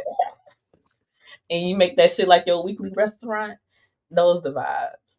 It's not like a McDonald's and a Burger King. And you like, fuck it. It's one right here. I just go. Like, nah, you gonna make sure that every Saturday you actually go to that one restaurant to get the same shit every week. Cause that shit fire and bomb as fuck. I was doing that for a little minute in Minneapolis at this little French steakhouse. It's like the only one in Minneapolis. Like I don't remember what it's called, but it's the only one that labels itself on my Google as a French steakhouse. And I would go there, get a New York strip, and I would eat it to myself. And then I would go there for my own self. And I started trying to like take dates there. And it did not hit the same. I felt like I couldn't share that spot with anybody because I was like going there and I Yeah, felt that's your place. it was like my spot. But when I went on dates there, I would have a good time, but I feel like I'm spending more time trying to entertain my date and trying to get to know him and stuff like that Then versus it's your enjoying vibe. what I normally keep as my me time. Like it's like this is me time. When I come here and I eat, I tip how I want, or whatever. But now that a girl's here, I'm not necessarily like self conscious about the tip I'm leaving, but I'm paying attention to it because I know like I'm paying attention to everything she's paying attention to. So I'm looking to see, I'm trying to gauge how she reacts to me paying a tip and little shit like that is starting to like add up into the thing where it's like my mental load ain't the same. Whereas when I'm there by myself, I'm chilling. Yeah, you get in your mode, and when you go there with that person, your brain is like telling you to get in your mode, but then you like, I can't. Because it's like that first impression matters, but it's not even the But impression I'm making on her. you're not I'm solo, thinking and about it's not your first impression at a restaurant. It's just somebody else's. That's like a shared ego. her first impression on me, and it's like I'm more. Or that's it. I don't even know if it's anxiety. I just don't want to be disappointed, so I'm spending more time being a good time Yeah, than it's your safe enjoying my place. own good time. It's your safe place, and I get you. Like you don't want to have a bad time in your safe place. Mm-mm. I Don't get give it. me a reason to not want to come back here again. One chick almost did because she couldn't take a Oh joke. Lord, She tried to. She was what such. was the joke? It was probably my fault. I don't remember. I'm trying to think of it right now. It was some I don't know because she's. I hate this shit when girls start volunteering shit that I didn't want that didn't bother that had nothing to do with the situation, but it like it bothered her enough to have to say it. She said Mhm. something about her somehow she mentioned her having a C-section. Whatever it was we was talking about had nothing to do with her being pregnant or nothing at all. Whatever she's just like, and it's difficult for me to do a C-section. I'm just like, oh, this bitch about to waterboard me with information that I don't want to hear. And her ass was so fat. I was trying to let her get away with it, but I'm dead. you know when she, I was glad when the date was over because I started watching her walk away. I was like, oh, that's what I'm here for. In my mind, I'm like everything she says, like as a nigga, like I'm thinking like, we can rehash it. Maybe I was wrong.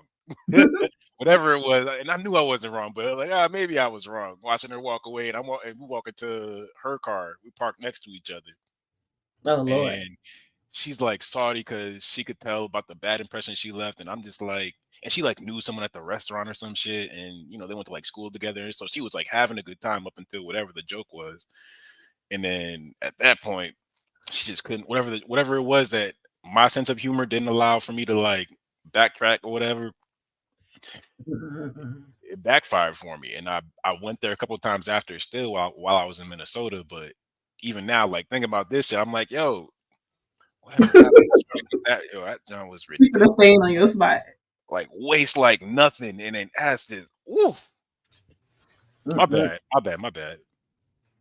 Okay, so Taylor said we can get all of that without having sex. What shit? What shit is she talking about specifically? The connection, all that other shit, the attachments, all that shit. Who wants to be attached to somebody they not having sex with? Right. Just it's like Um, women don't compartmentalize. No offense, but women don't compartmentalize anything at all except for that. It's like, oh yeah, we'll come. We won't. Everything's a narrative. Everything's a story. Everything's connected, and y'all good for that. But y'all also bad for that because now here comes time for sex. It's like, yeah, all this attachment, all this attachment. Let's just be friends. Hell nah. I I don't want to ruin it. Like, nah, I'm connected to you for a reason. I'm like, you know what I'm saying? Like, it should mean more that you would want to have sex with someone that you're attached to than you're not. yeah, most definitely. That's how it's supposed to be.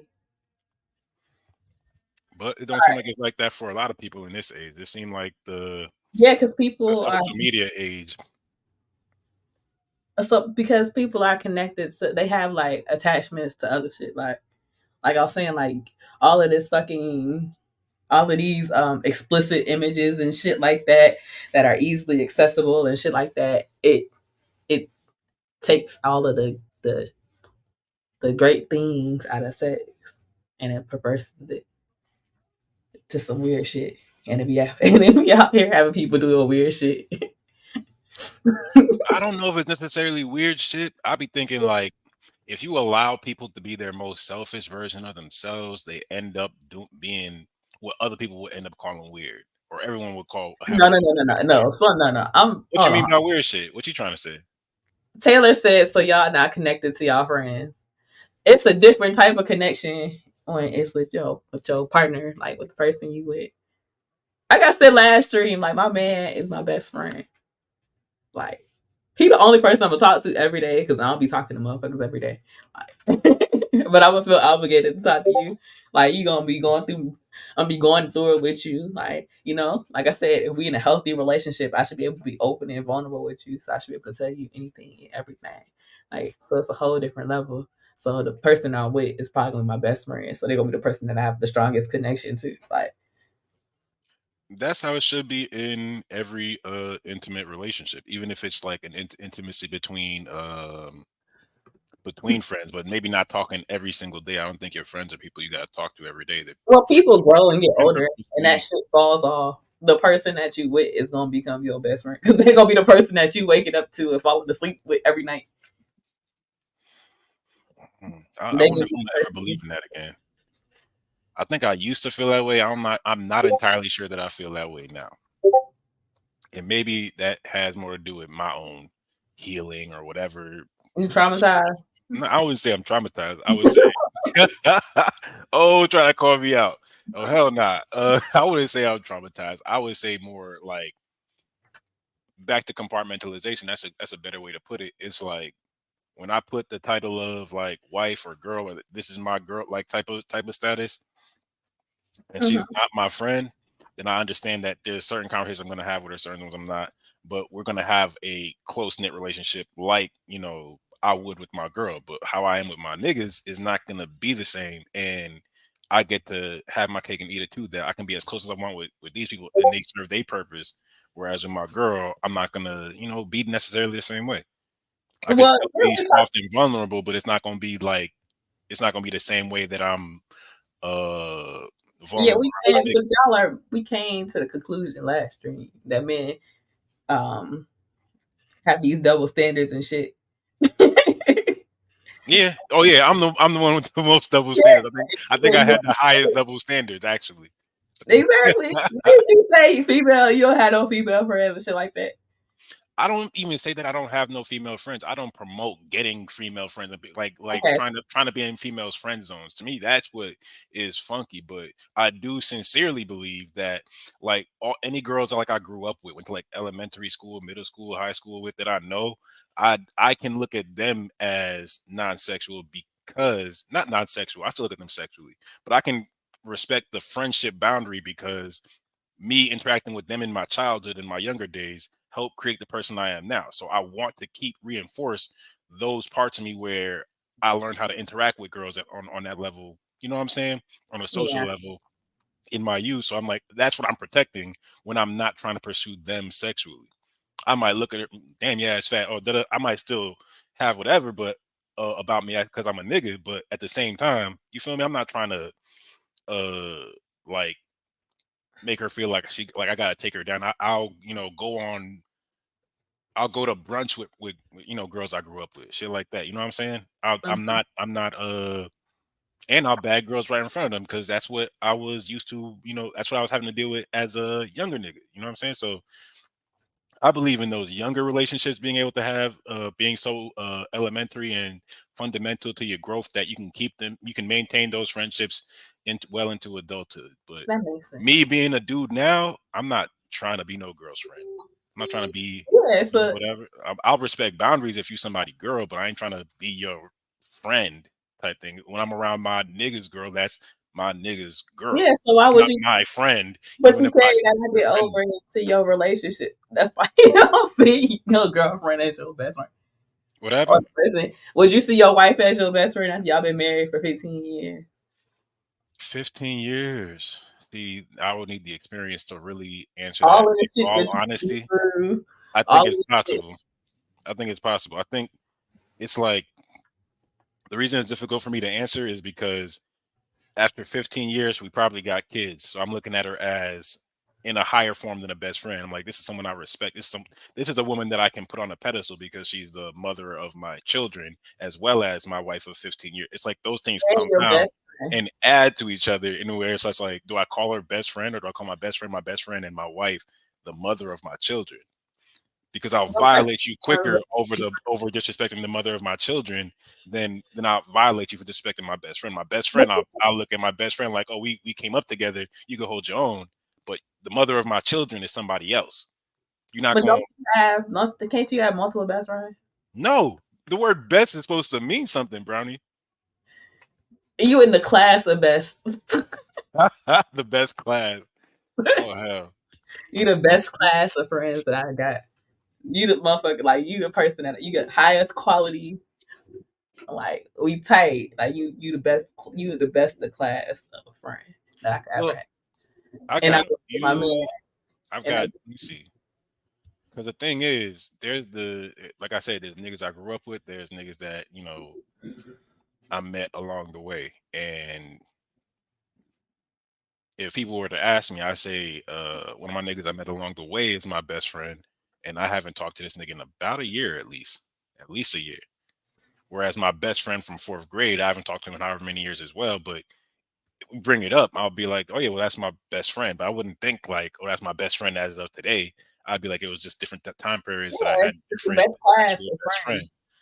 But that's the only way I could make it a class. But that's the most leeway I can give you to not break the rule of the word best. I can't give you no more leeway than that. After that, it's categories because my actual real best friends that I would be like I associate with would be family members, and that becomes blurry.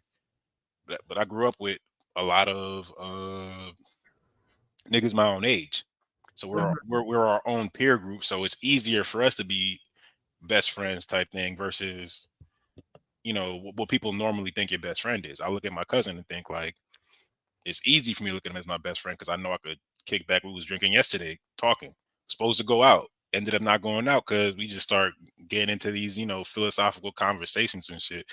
We was talking. What was he talking about? I wouldn't tell you what we was talking about. That shit good deep. Start talking about the Anunnaki and shit like that. Ooh, we're talking about that. We was talking about some spirit. We was talking about some ancient history shit or whatever. Whatever. I think I was showing him like whatever new discoveries they're doing in history where they're trying to pinpoint Atlantis and shit like that. And it's like those are conversations that I look at and I say that's a best friend conversation. But I wouldn't look at my girl and be like, "Baby, let's talk about Atlantis." What? I would be offended if you didn't talk to me about that shit. It depends. It's like I know. I dropped some crazy knowledge on you right now. Like you talking about, like you missing out on quality conversation. I'm not even trying to make it. Maybe that's not a good example because that is an interesting topic. But I look at it more like I know when I start getting technical about something, like people start tuning out.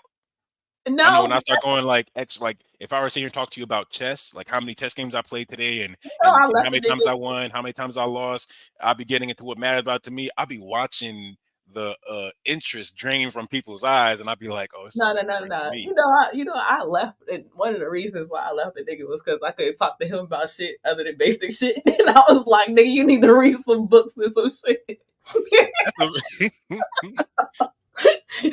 You probably shouldn't have been with him in the first place. If you got to catch on to that shit early. You got to catch on to I, that shit early. I was younger. I was younger. But I was like, nigga, you need to read some books and shit. I can't even talk to you about shit. But I know We'll I had talk a about. I had a girl that I did like try to talk to about, and she was interested, but the way that I could always talk about stuff or whatever, and I could always rationalize stuff, like I can see how it gets boring for women in a way that doesn't get boring for men. Is the point But that's some I'm women. not saying that it's all gonna be boring. I'm just saying I've watched. I use her as an example, but I've watched multiple women. Like I'm just talking, and I can see that interest of this nigga's just going on. He's Bruh, obviously interested in this shit, but no, no, no. I could get on here right now, no bullshit, and blather on and teach a whole lesson about stocks. And y'all will be like, what the fuck? where'd she come from with this shit? I'll be giving y'all definitions, how to do technical analysis, all types of stuff. What the fuck? How you I know do technical analysis. I don't be trying to explain none of that. Like that's something I really don't be yeah, trying and to I can get up here. explain. I can get up here and I can just talk about this shit. I can literally, I can go on. I can talk about the Nephilim and shit. I can talk about fucking aliens and shit, fucking abstract ass theories and shit. I like all of that shit. I like having complex conversations, and I hate when guys be like, "Oh, like, we only talk to women about dumb shit." And I'm like, "What the fuck?" Like, nigga, I want to talk about some quality shit too. Nigga, I want to talk about some shit that's gonna grab my attention too. Like, Yeah, yeah, algorithm must be crazy. I know mine is. Mine be like populating random manosphere shit but then it'd be populating Atlanta shit left and right. Then it'd be populating different chess principles and stuff like that. Then it'd be populating different shows that I watch or shows that I watch from like movies I watched from like years ago and stuff like that. My algorithm is pretty balanced. I like watching a lot of ASMR shit because I be needing to relax watching all of this bullshit. ASMR, that sounds familiar. Is that smooth radio shit? It's different. It's different forms. So you got like visual ASMR. So I like watching like people go like mountain biking and shit, going down like they be like start at the top of the mountain and then they go down into the valley and shit. I like watching biking trails and shit. I like watching shit about like the ocean. I like art too. So I'll be watching people paint and shit. I be watching a whole lot of shit and then it'll be like just the bullshit. I like to watch stuff that make me laugh. I can't think of it. I watched this one like cartoon short or whatever, and I forget what it was, but they've been going in on this like 50 Cent, P. Diddy, whatever stuff that's been going on or whatever. Oh yeah, I wanted to get deep into this topic too. I was gonna touch on a whole lot of shit. I was 50 gonna touch Cent on is a wild dude. 50 Cent is just comedy by himself. Like that's one of the things on Instagram. I'm never gonna unfollow 50 Cent. That's because his shit, he'll go in on anybody. He's going in on his baby mom right now, calling her a little sex worker. I mean, that's he couldn't call her what he wanted to call her. Hey, Queen. Hey, Hey, how you what's up, doing? Tom? I'm okay. So, do you have any input on the topic today? What's the topic? Okay, soul ties and sex energy exchange, and how people. Pretty much, me and Zoe agree that we are the type of people that look for like connections in people in order to be intimate with them. And at this point in our life, we are not trying to just like be with somebody to go through the motions of being with somebody, and we need a certain type of connection and shit like that. How do you feel about that? I'm a nigga, so I'm still okay with going through the emotions. I just Yeah, prefer the emotional attachment. yeah. He prefers it. Yeah. I think most people prefer the emotional attachment, but I think people also um enjoy instant gratification as well, and they end up messing themselves up for an emotional attachment because of it. Do you think people deserve their instant gratification? Say that again. Do you think people deserve their instant gratification? I mean, if you can get it, I suppose you deserve it. I mean, okay, that's a fair enough answer. But you think it's worth it? Because I think No, sometimes I don't instant think it's worth it gratification at is all. worth it. Sometimes I think it isn't. But you said you don't think it is at all. No, I don't think it's worth it at all. Why not? Especially when I look at a lot of complaints and conversations that's being had. It's plenty of sex going on. It's not good sex, and it's not sex that brings any meaningful uh anything. It doesn't develop into anything more. It don't develop into anything, and a lot of times people say that the sex is bad, and it's probably not bad sex. It's probably just there's no connection there. But because it's becoming a hookup culture, people don't understand what it is that they missing by participating in such a thing. And they won't. I watched a video earlier on this girl named Veronica Del Rio. She was like an early 80s like porn star or whatever. I watched two videos. I watched that and I watched a video on the evolution of prostitution or whatever. Like the history of prostitution. They didn't even give the full history like they said. It was only 20 minutes, but I watched those two videos back to back. I don't know what my algorithm was trying to tell me, so don't judge me. You ready for my But right? But the girl Veronica, she was talking about, and people talk about it now. Like there's nothing new under the sun. People talk about it even now. How she was enjoying being in porn back then in the 80s and the 70s or whatever, before the internet, and how by the time she was 34, 35, she was doing an interview where she's talking about how it's affecting her life in a way that she could not foresee, and that she wished and that she did regret. And she's like expressing it. I'm just like, I'm sure there's a lot of women that feel that way because of the amount of sex that they're having. Like I'm having, all the sex I want in a year. I'm having all this sex. It's like, you can have as much good sex as you want, but if you're not having it consistently, at least for women, if you're not having it consistently with somebody that you're developing your life with, your sex life and your life don't really match up. And that's what I was getting from her. I'm gonna end on the note about the prostitution. I'm not sure if it's even connected. I think it is. I thought it was at first. Was there's been different times in history where prostitution as the first profession was viewed in different ways by different cultures, and primarily it was pretty much a holy culture. It was like, it was a not a holy, a sacred culture, where it's like you have a certain respect for women are who are having sex.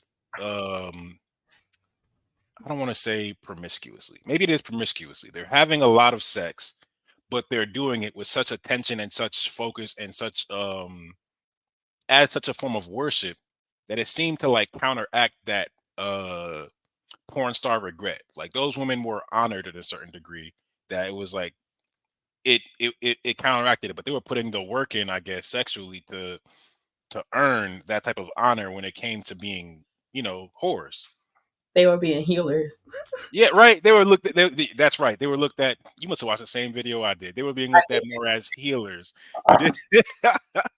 They were looked at more as healers and as a necessary part of society. But as people were trying to make a distinguishment between these women and what was described as honorable women, or I think even from like Hampshire, like women deserving of chivalry and respect and all these other things, that these other women were started to be looked down upon because they were in opposition to what um a married woman would look like, a woman whose one goal is for her family, which in my opinion that was the right way for things to go.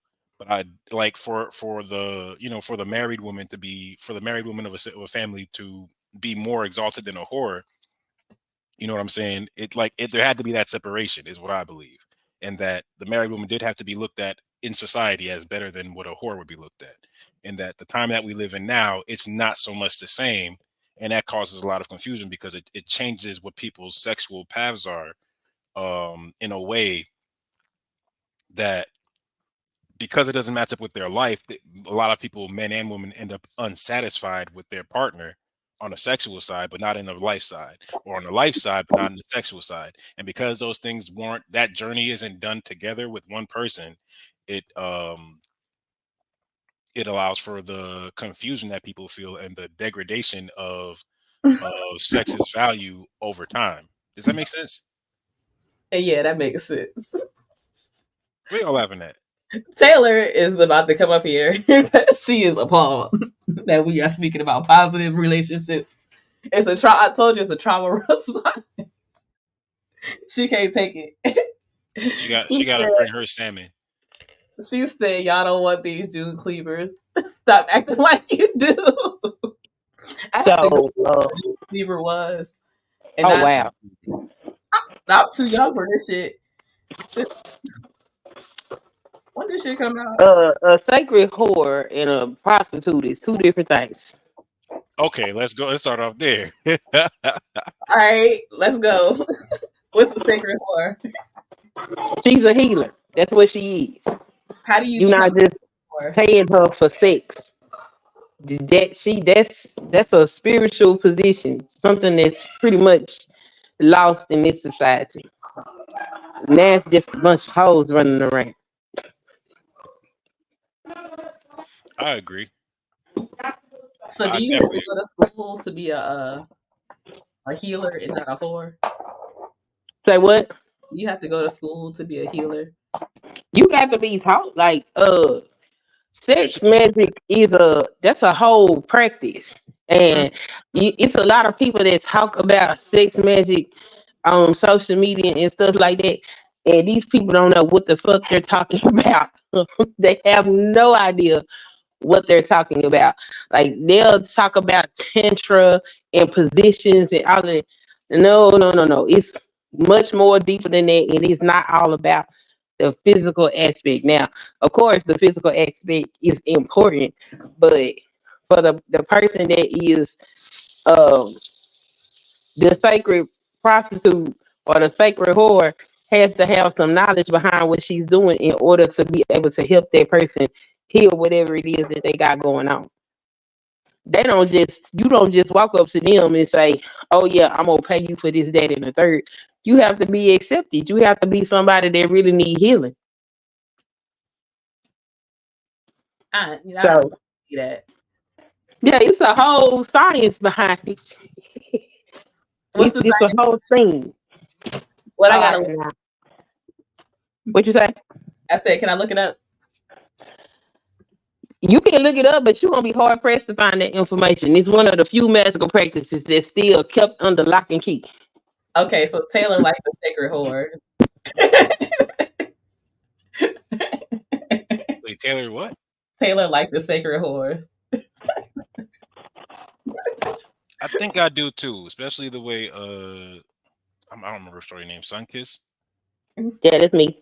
Yeah, the way, especially the way Sunkiss put it, because I think she put it in better words than I was trying to describe it. I was more trying to articulate the documentary I watched, but she definitely broke it down better. But I like the idea of, okay, anybody who sits there and dedicates their life into something and puts their life into it, that is it, like by definition it just has to be important because of the amount of time that they're putting into it. And if they're actually, using it as a form of worship, then I can understand it. It might not be for me, but I can definitely appreciate it and respect it way more than I can respect, like what what's your name, Veronica did. Just like, oh yeah, I was a whore for 14 years, and now that I'm done being a whore, or I can't make any money off it anymore, I'm looking at it back with regret because I'm watching her and I'm like respecting that she's being honest, but at the same time, I can't help that I'm looking down on her for being like, wait, what? Why did you really stop though? Why don't you want to go into detail about that? You're going into detail about the fact that, it's not for you and there's something wrong about it, but you don't really want to go into detail about what are the circumstances that caused you to be like, I gotta stop hoeing. You sure you wasn't just forced out the game like other hoes was? Like So younger hoes came up and was doing it better, and now it's like, oh, you're looking down, like, because that's happening today with like the Mia Khalifas and the other, I don't really know porn star names like that, forgive me, but whoever is that they're all like, oh yeah, what they all have this, well yeah, I was abused and I was manipulated into it, and it's just like, no, you chose. Now you have the whole OnlyFans thing. It's like girls are choosing to do this, and it's like, for whatever value they can get out of it, go ahead, do you. But at the end of the day, if you sitting here feeling like, you know shit afterwards, then that was your own sexual value that you were diminishing, and those are consequences you're going to have to live with, and that's karma you're going to have to live with regardless. It's not going to hurt me nowhere near as much. Oh, go ahead. accountability matters. I don't even want to call that accountability because I know women going to hear that shit and be like, nope, nope, nope. They're going to find their way out. You hear the word accountability, it'd be like, they turn into football players, how they could juke. It's like, I'm out of here. I want y'all to hold me accountable. I don't be trying to hold nobody accountable, especially on nobody's internet. Hold me accountable if I'm wrong. I'll crack jokes first. But once I started seeing, like, especially like last year and this year, whatever, our motherfuckers be trying to hold each other accountable, and how that shit it just don't hit the same on. I can hold people in front of my face accountable, and I could talk as crazy as I want in real life how I feel like it. But online, it's like people are gonna say whatever, and it's only for the entertainment value. Like online, people accountability online is just is like, it matches up with the degree of sexual degradation that we're even talking about on the topic. The way people can avoid accountability online is the way people are avoiding accountability in their own sex lives, because you can always be selfish enough to say that you are putting yourself first, but you can always point the finger at someone else and say they're the reason you ain't get your nut. Hold on. Hey. Stop playing with me. Look, I like wearing this chain. I got actual jewelry and shit, but I don't know. I just like this shit. Like, I like the gaudy ass shit. So don't play with me. Don't play with me. I'm trying to look closer at your chain now. You see how close my face was to the screen. I don't know why Ed talking shit. I got this from Shein, just like your outfit.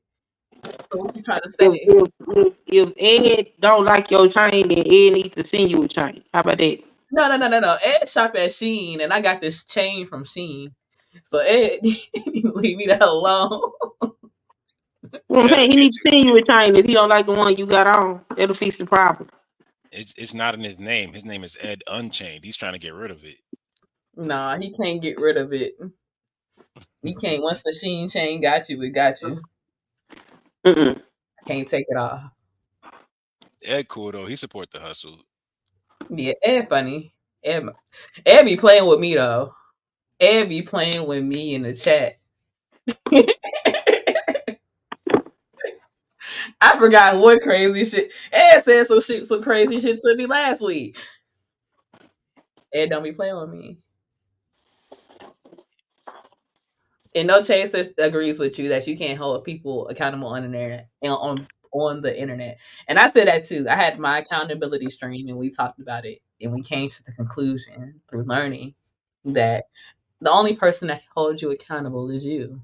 That's the biggest part of accountability is you choosing and deciding to be a better person, making better choices every day. And can't nobody force you to do that. True.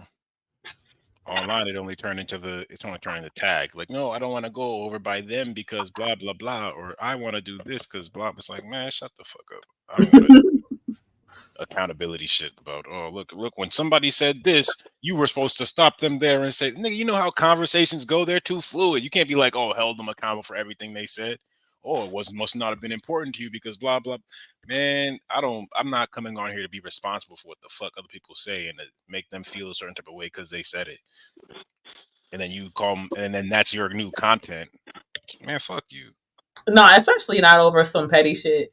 I guess if it was something serious, because the internet has held people accountable. Don't get it fucked up. Like people have definitely been held accountable by the internet. They have definitely received all types of consequences and shit for their actions. But when I it comes guess to because they let it spill over into real life, but that's like almost a different thing than being just shamed online. Like I think Lizzo just quit or something like that. I was happy I seen that somewhere. I don't know where I seen it. Somewhere I seen that Lizzo quit because he was being made fun of online. People were talking about it. I'm just like, well, good. If you can't stand the fire, get up out the kitchen. always log off. Yeah, you know what I'm saying? Like you do things for attention, and then now here you are getting positive and negative attention, but you want sympathy when so quit. I mean, Lizzo was tweaking. You know what Lizzo did? No, what she do? Lizzo had her dances eating bananas out of bitches' pussies. That you ever hear something good and bad at the same time? Because How I is feel that bad for lawsuit the going, by the dancers. way? I feel bad for them.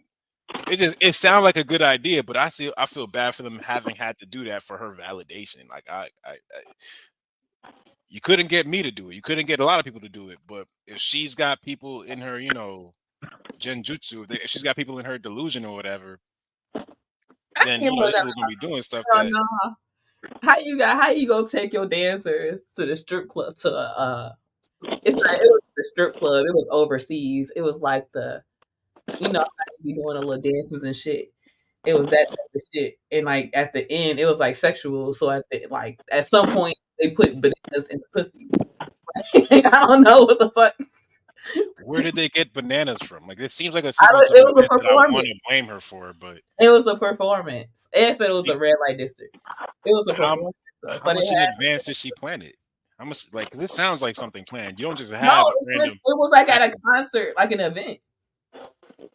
and they had bananas there for potassium for people's recovery or something like No, after the a mile bananas run it was were like performance props for the pussy. they brought the bananas for the pussy. And the performance Izzo had like I guess the part had came up and she uh pressured her dancers into eating the bananas that were in the Ugh. pussy. That's some wild shit. I would have cussed that bitch out. I would have had to fight so big ass. That's what I'm talking about. At least I would have caught these hands. It I was sounded like like, it where they could have come? went well. It sounded like she had good intentions for it at first. It don't sound like a bad idea at first on some freak shit. It just don't sound like a bad idea. But to be like pushing people into doing it, you gotta have people around. Like when P Diddy asks you to party, you gotta tell him no. And that's what everybody was supposed to tell her. Just no, like I'm like what? But it's not like she had it on her calendar and it was a requirement or some shit like that. I mean, she was going there with her employees. That was like the main thing. You can't take your employees to no sex event type shit and then get them to try to eat bananas out pussies. Like that's illegal. It's awkwardly weird. If That's somebody, illegal. You they boss, bitch. How you hanging out with your fucking employees? So, yeah, What was voluntold. is that lawsuit still going on? yeah, I think so. I believe so. I think she got backlash when she tried to do her concert and she said she quit forever. Her ass don't want to do. Her ass don't want to perform no more. She see how finicky her audience is. That's the thing about getting famous is you know you I'm gonna show as you. as the crowd goes, so do you. When P Diddy tell you to party, After sexual harassment lawsuit. Hey, what's up? I'm Adub, and check this out. So earlier this week, a trio of dancers who worked on Lizzo's special tour sued the singer over allegations of sexual harassment, fat shaming, and creating a hostile working environment. Lizzo returned fire on Thursday morning, August 3rd, denying the accusations against her and saying her ex-dancers are sensationalized and have hurt her. However, eagle-eyed fans were quick to note comments Lizzo made while speaking to DJ Frank Vanderlyn on his 3FM radio show back in 2019. In a clip from the interview, Lizzo expresses interest in visiting Amsterdam's red light district and going to Banana Bar, where bananas are eaten out of women's orifices. But I'm trying to go to the show where you eat the banana out the pussy. Which one is that? It's a banana bar. Lizzo crazy. how much banana did she eat out of pussy? Did she do it first? Did she like Look lead at the her way? face. It's like Look at her face. I'm not looking at her face. I'm tired of her. This is gross. You seen I tried to immediately go into analysis mode. I was trying to be like, well what was he? What was he doing? I wasn't trying to look at this bitch. Hold on. We gotta see the rest of her comment. And Go you ahead. put the banana in the coochie, and ping pong balls. and you have to go. Yes. And That's what I want to do. Then you have to eat it. I need my potassium, if you know what I'm saying. My poos potassium. Fans recall that Ariana Davis, one of the plaintiffs in the suit against Lizzo, said that the singer forced her to touch nude breasts of one of the women working at the club. The suit obtained by Variety details Davis's harrowing experience in the club, in which she claimed Lizzo allegedly pressured her to engage with the dancers. The main event of the night was Banana Bar, where patrons are allowed to interact with completely nude performers. Lizzo began inviting cast members to take turns touching the nude performers, catching dildos launched from the performers' vaginas, and eating bananas protruding from the vaginas of the performers. How does a dildo get launched from your vagina? Muscle control. Launched is a crazy word to use. No comment. Y'all got Launched from the vagina. And eating bananas protruding from the vaginas of the performers. Lizzo then turned her attention to Miss Davis and began pressuring Miss Davis to touch the breast of one of the nude women performing in the club. Lizzo began leading a chant goading Miss Davis. Miss Davis said 3 times, loud enough for all to hear, "I'm good," expressing her desire not to touch the performer. Lizzo is reportedly being represented by powerful Hollywood lawyer Marty Singer in the case. See, this that Hollywood shit. Why the fuck? Why do people hold on? Well, No Chaser said, why do people go into the secular world expecting not to do secular things? If you're scared, go to church. Hell no. Doing secular things is me attending the event in the first place. Doing secular things is me eating a banana out of big pussy. right. Well, I feel like you're supposed to have some range. Come on, No Chaser. You gotta have some kind of like scale of these things. Like it's because you're not in the church don't mean you gotta be eating bananas out of bitches' pussies. Random bitches' pussies overseas. It only gets worse the more you add on to it. You could be at a secular event. I could be at a strip club and appreciate the bitch titties and the bodies and the ass and the twerking and the athleticism and all of that shit. And not want her to fucking stick her pussy in my face. Like, you know, I can appreciate all that. I can have fun. Yeah, I had fun at the strip club. Ain't nobody tried to make me eat no banana. I know, no, because we ain't going.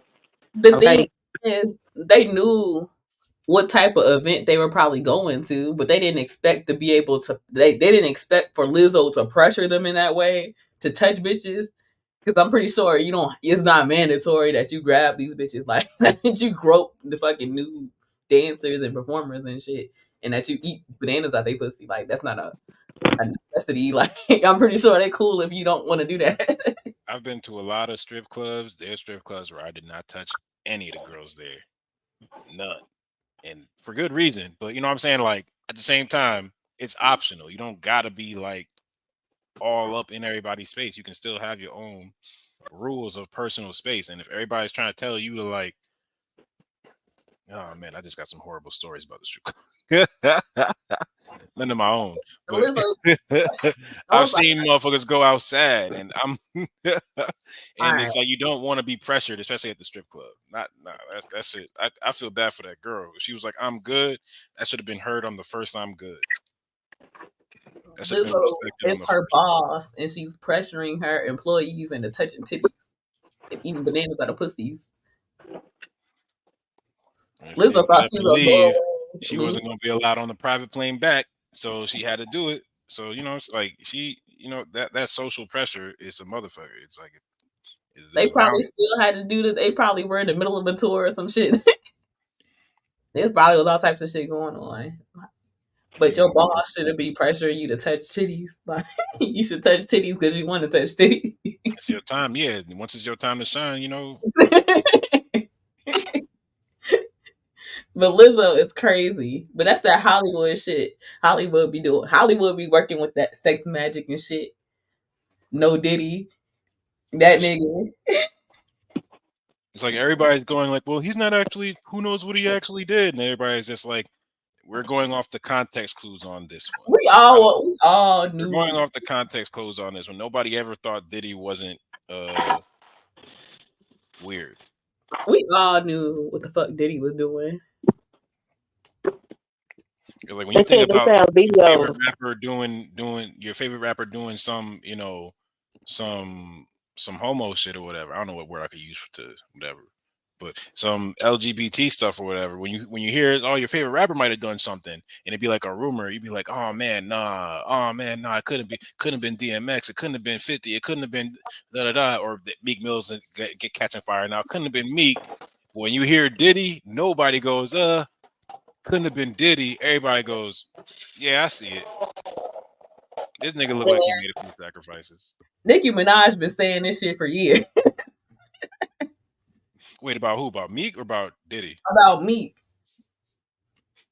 Nicki literally was like, y'all be wanting to be with these rap niggas, but they be gay. And everybody thought she was talking shit. I can't let her do Meek like that. Nah, I still no. I ain't even gonna disrespect my audience and bring up that little clip. But I heard a clip, a supposed audio. Meek Mill said it was AI. But that sounds like AI. Yeah, I know you're talking about. That was AI. I've listened to a lot of Meek Mill. He ain't never. That shit sounded like Meek. It did. I ain't gonna hold you. I laughed.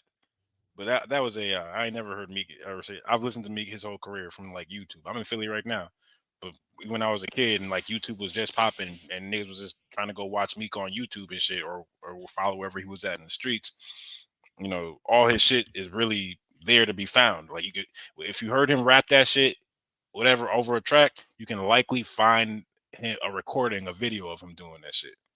You can likely find a video of him saying some shit. So the fact that shit doesn't have him visually doing it is enough evidence for me to be like, that's AI, because I ain't heard it before and I ain't seen him say it. Is you calling another man daddy? That video is suspect as hell. That video by itself is suspect as hell. You ain't saying I love you, daddy. It's another nigga. Nope. I mean, it could be a slang. I'll give some grace. It could be a slang, but I can't be with it. Where in modern slang are we calling other men daddy? In 2024, what community? Didn't they used to talk like that, like back in like the 50s or the 40s? Like, what's cool, daddy-o? Like, wasn't that that's not daddy? That's not daddy-o. It's not. But I'm saying, like, I could see. I'm not trying to jump to the conclusion, but I'm trying to make a connection. No, see, this is the thing. When women be seeing this shit and we be calling this shit out, y'all be like, y'all just be putting gay labels on black men. Well, that's because that should be hard to read because it's half the time that's what it is. Half the time No. it'll be It's resentful. not hard. Hold on. It's not hard to read. Y'all get mad at women when we say that shit. And No, then y'all be like, now, let me explain. we Because be reading I that be shit. seeing this shit and I be like, this bitch saying this shit because she mad. This bitch saying some shit like this bitch call niggas sassy for anything. So the thing is, I Still is start to sassy. realize that a lot of these women are right when they're calling out certain dudes or when they're calling out certain behaviors. It's because, well, one, they're not saying it for no reason. A lot of times they actually witness. They be around gay niggas more than I would ever be. So when they say some shit, I'm just like, you reaching. Because you actually be around gay niggas. You actually, whatever. Or maybe some of these girls even mess with gay niggas. They have niggas that go both ways and shit like that. So when they're saying something and another nigga says a shit, they're not looking at it. It's like, this sounds like that time I felt, and it be coming from a real experience that they're not going to divulge. But I'm looking at it like, bitch, you just talking. You just reaching. I knew it was something wrong with Meek Mill when I saw this picture. What the fuck is this? This is a horrible picture. Why the fuck this nigga got fries in his lap? Why the fuck is he in the pool with his legs wet?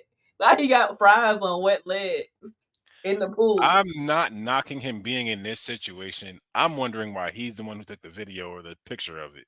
And why is his skin wet but look ashy? Like, why he still look ashy? I'm not looking at this nigga's legs no more. I'm looking away. Where's my? How do I minimize this? I'm exiting full screen. Look, I knew it was something wrong with Meek Mill when I saw that shit. That's not even no regular nigga shit. Niggas don't do shit like that. Fries in the pool in their lap with wet legs. That's not even nigga shit. No chaser said Puerto Ricans call each other daddy. Meek Mill is not Puerto Rican. True. Diddy is not but that's a part of Philly culture too. Like I go to the Poppy store, I say, "Hey Poppy, can I get da da da?" Meek It's Mill the Poppy is not store. Puerto Rican. But everybody does it in Philly. Everybody goes, Poppy, da da da da. Let me defend this nigga. Daddy, he looked at. Let me defend this nigga because I don't want this nigga going outside like this nigga represent Philly like that. Like I'm trying to just defend him. You won't let it slide. Let it slide. Nah, I understand what you're saying. I can't do it, so I can't really defend it. I'm just trying to find the loophole or something to put some reasonable, what's it called, plausible deniability in the shit. Daddy, you putting in that work. Proud of you. I love you. Yeah. My first thought was simple. Wait.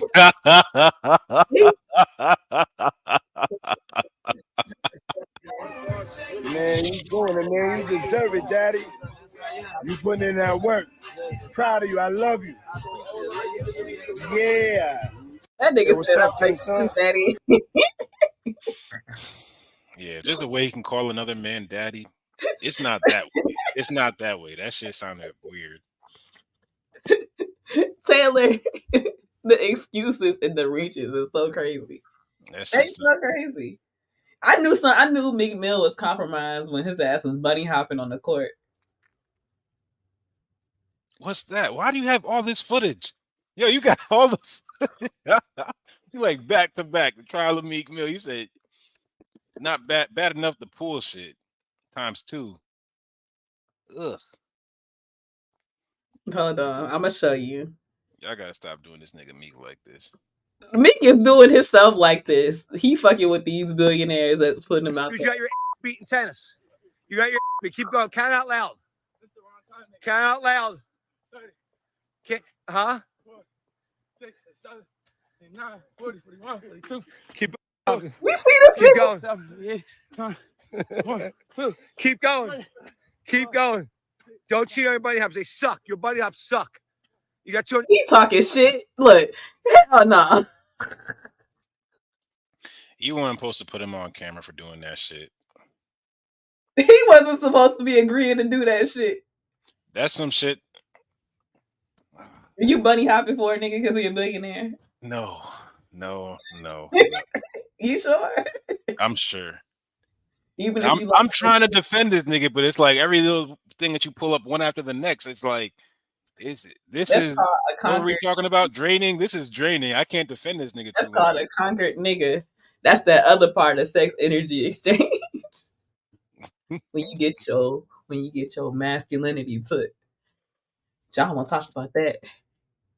Had niggas bunny hopping around like Meek Mill for billionaires and shit, calling fucking Diddy daddy and shit, saying I love you, daddy, looking in his eyes and shit. He sound like a bitch. That's some shit I would say. It's horrible.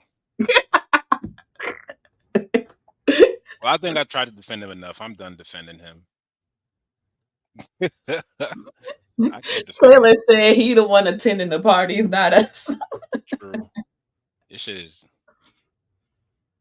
I don't know. I know if like at being young, when I like looked up to like big like rappers and shit like that, in my mind, I never thought I would want to go through like making the band or some shit like that. The shit that Diddy was putting people through. In my mind, I was looking and said like, no, that's not the way to go. All this shit that he would be going through in particular, he'd be putting people through. I'd be like, I don't want to do it that way. No matter how well he can justify it, or he can be like, well, you got to work for it. Bitch, I don't want to do. I can tell somebody no. I can tell you no. I don't care what position that you hold. I can find my own way. You know what's crazy? Out of all of those reality shows that came out in that era, you know how MTV be running reruns of all them shits? They don't ever do no reruns of Making the Band? And Making the Band was the most like popular one. Yo, that's weird that you. How what made you pay attention to that? That's peculiar. I never even thought about that, but that's accurate. I'd be looking at a lot of shit. I don't think I've ever seen a Making the Band topic, but they never replay that one, and that was like one of the most popular shows. It was. They made a Making the Band 2, I believe. Nobody watched it, but they never ever replayed Making the Band 1. Nope. Wow, you learn something new every day. Yo, I wish I paid attention to that. You really caught on to that. Diddy shiesty as fuck. And that would have been that would have spoken on his character. That shit aged horribly. I was like, hell nah. Mm-hmm. That shit aged horribly, and it would have had a reflection on Diddy's character. Taylor, right. There was Danity Kane in Day 26. Day 26 had that one song that was dope as hell, but they never redid a rerun of Making the Band. You never see reruns of Making the Band play back again. No. I think they might have did reruns of the Danity Kane one, but I don't think they did reruns of the original Making the Band. That's because Diddy was going crazy. And then Diddy talking about he fighting Usher 15-year-old Usher over some cereal and shit. What the fuck going on? Flakes. It's like you put any one of those individual instances up, and it's like, oh yeah, this is harmless. And that's because that's the way that he's presenting it. He's the one presenting it as harmless on camera in front of everybody. When you look at the chain of events and you look at how nobody's coming to his defense, then that shit just looked bad and it sound bad. And nobody has the decency to be like, oh, this is my friend. You don't see Meek Mill try to defend himself. Meek Mill did not try to defend Diddy. I don't know anybody that tried to defend Diddy except for like Stevie J. Meek Mill's like, I'm not gay. I like pussy. I like pussy so much I almost ran like a red light. I love me some wet pussy. Like, are you talking about the Andrew Schultz joke? Yeah. Like, nigga, you sound gay as hell. Stop saying this shit. That shit sounded horrible because it's like it's nervous. It's like it sounds like you're nervous now about this shit. It's like, oh, okay, that's where. Like I would have been like a regular response. So I'm like, nigga, what the fuck is y'all talking about? Like, don't be saying this shit. I got a son. So shit like that. Not, I love pussy. I love wet pussy. I ran a red light for pussy. Pussy. Pussy is great. Like, you sure, nigga?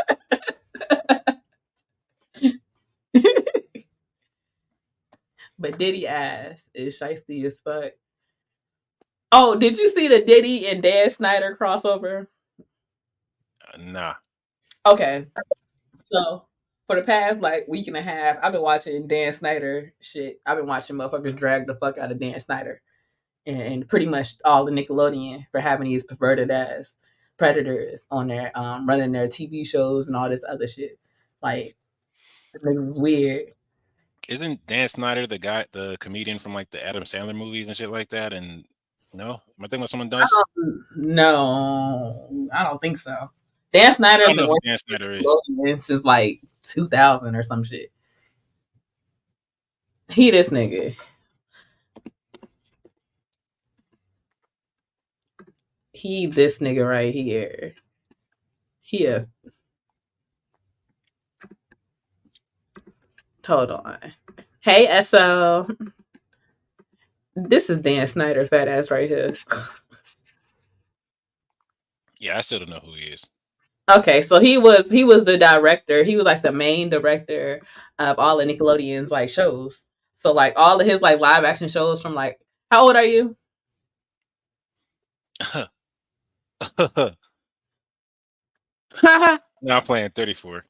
Okay. So you remember all that and shit like that? Yeah, Are You Afraid of Like the Dark? he was on all that. He was on in pretty much every other live action show on Disney. I mean on Nickelodeon until like 2018 or whatever the fuck. He did like Zoe 101, iCarly. He did a bunch of them shits, like all of them shows. So essentially, yeah, Drake and Josh, all them shows. So essentially, this nigga was a weird ass nigga, and he was abusing kids in a whole lot of different ways. And he was like adding like foot fetishes. Like he had a foot fetish, and he was adding all these weird scenes in with feet, and it would be all of these like inappropriate scenes, right? So they had an episode where they invited Diddy, right? Because remember when all that used to have all the rappers and all that. Yeah. So they did a Diddy. So Diddy came on there and he started on the show. And I looked at this shit, and this shit aged horribly. Like I remember watching this shit as a kid, but as an adult, like this shit aged horribly. The whole scene, the whole entire scene is crazy as fuck. I'm about to show y'all. But like, look at it and then think about the allegations that both of them got today. Guess for All right. on all that. I went back and rewatched that episode, and it's horrific. In one of the scenes, Diddy gives these two boys right here a helicopter to put in a boy's pants to wake him up because they are unable to wake him up. So they go and they put this helicopter in this boy's pants, and then they come back to Diddy and said he didn't wake up, it didn't work. Then Diddy gives them a remote control and says, "Here, try this." And they turn it on, and obviously that makes the boy wake up screaming. I was like, oh my gosh. Like this rabbit hole just keeps getting deeper and deeper, and now we got Diddy thrown in I'm this also mix. talking Becky. Oh. And this isn't even it. This is the same episode where they did the skit of Little Fetus. Hey Taylor. And if you think back to Quiet on Ryan talked about how he was the child actor playing Little Fetus, and he was upset because they were making fun of his skin color, and he was also uncomfortable wearing that skin tight outfit because he was a growing boy and you could basically see everything through that outfit. I'm just going to roll you guys this clip so you guys can see how inappropriate this episode of All That featuring P. Diddy actually was. In situations like this, I always ask myself, what would P. Diddy do? What would P. Diddy do? No, I don't know. Hey, let's ask him. I would never ask myself, what would Diddy do? Nope. This whole clip that's so random. Like so horrible. About Diddy. It's when creep niggas link up. Look. It's when creep motherfuckers link up. When the predators link up and do some weird shit. Oh, okay. P. Diddy? What's up? We can't wake up Shane. You try symbols? Yep. What about sour milk? Didn't work. Tell you what. Take this toy helicopter. Put it down his pants. We'll do it. We'll do.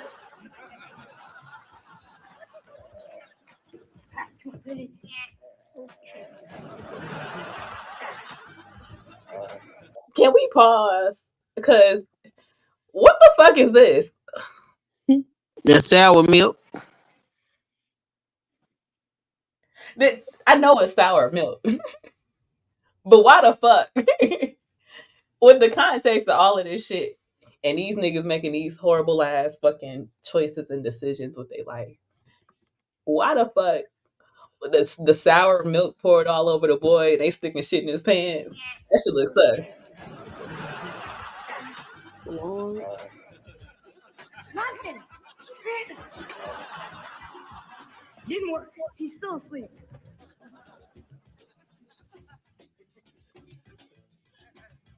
Try this. Shall I? By all means.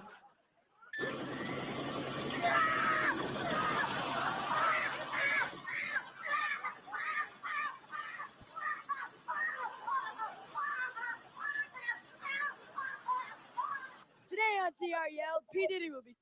They was off the fucking chain. That's why they got drug problems now.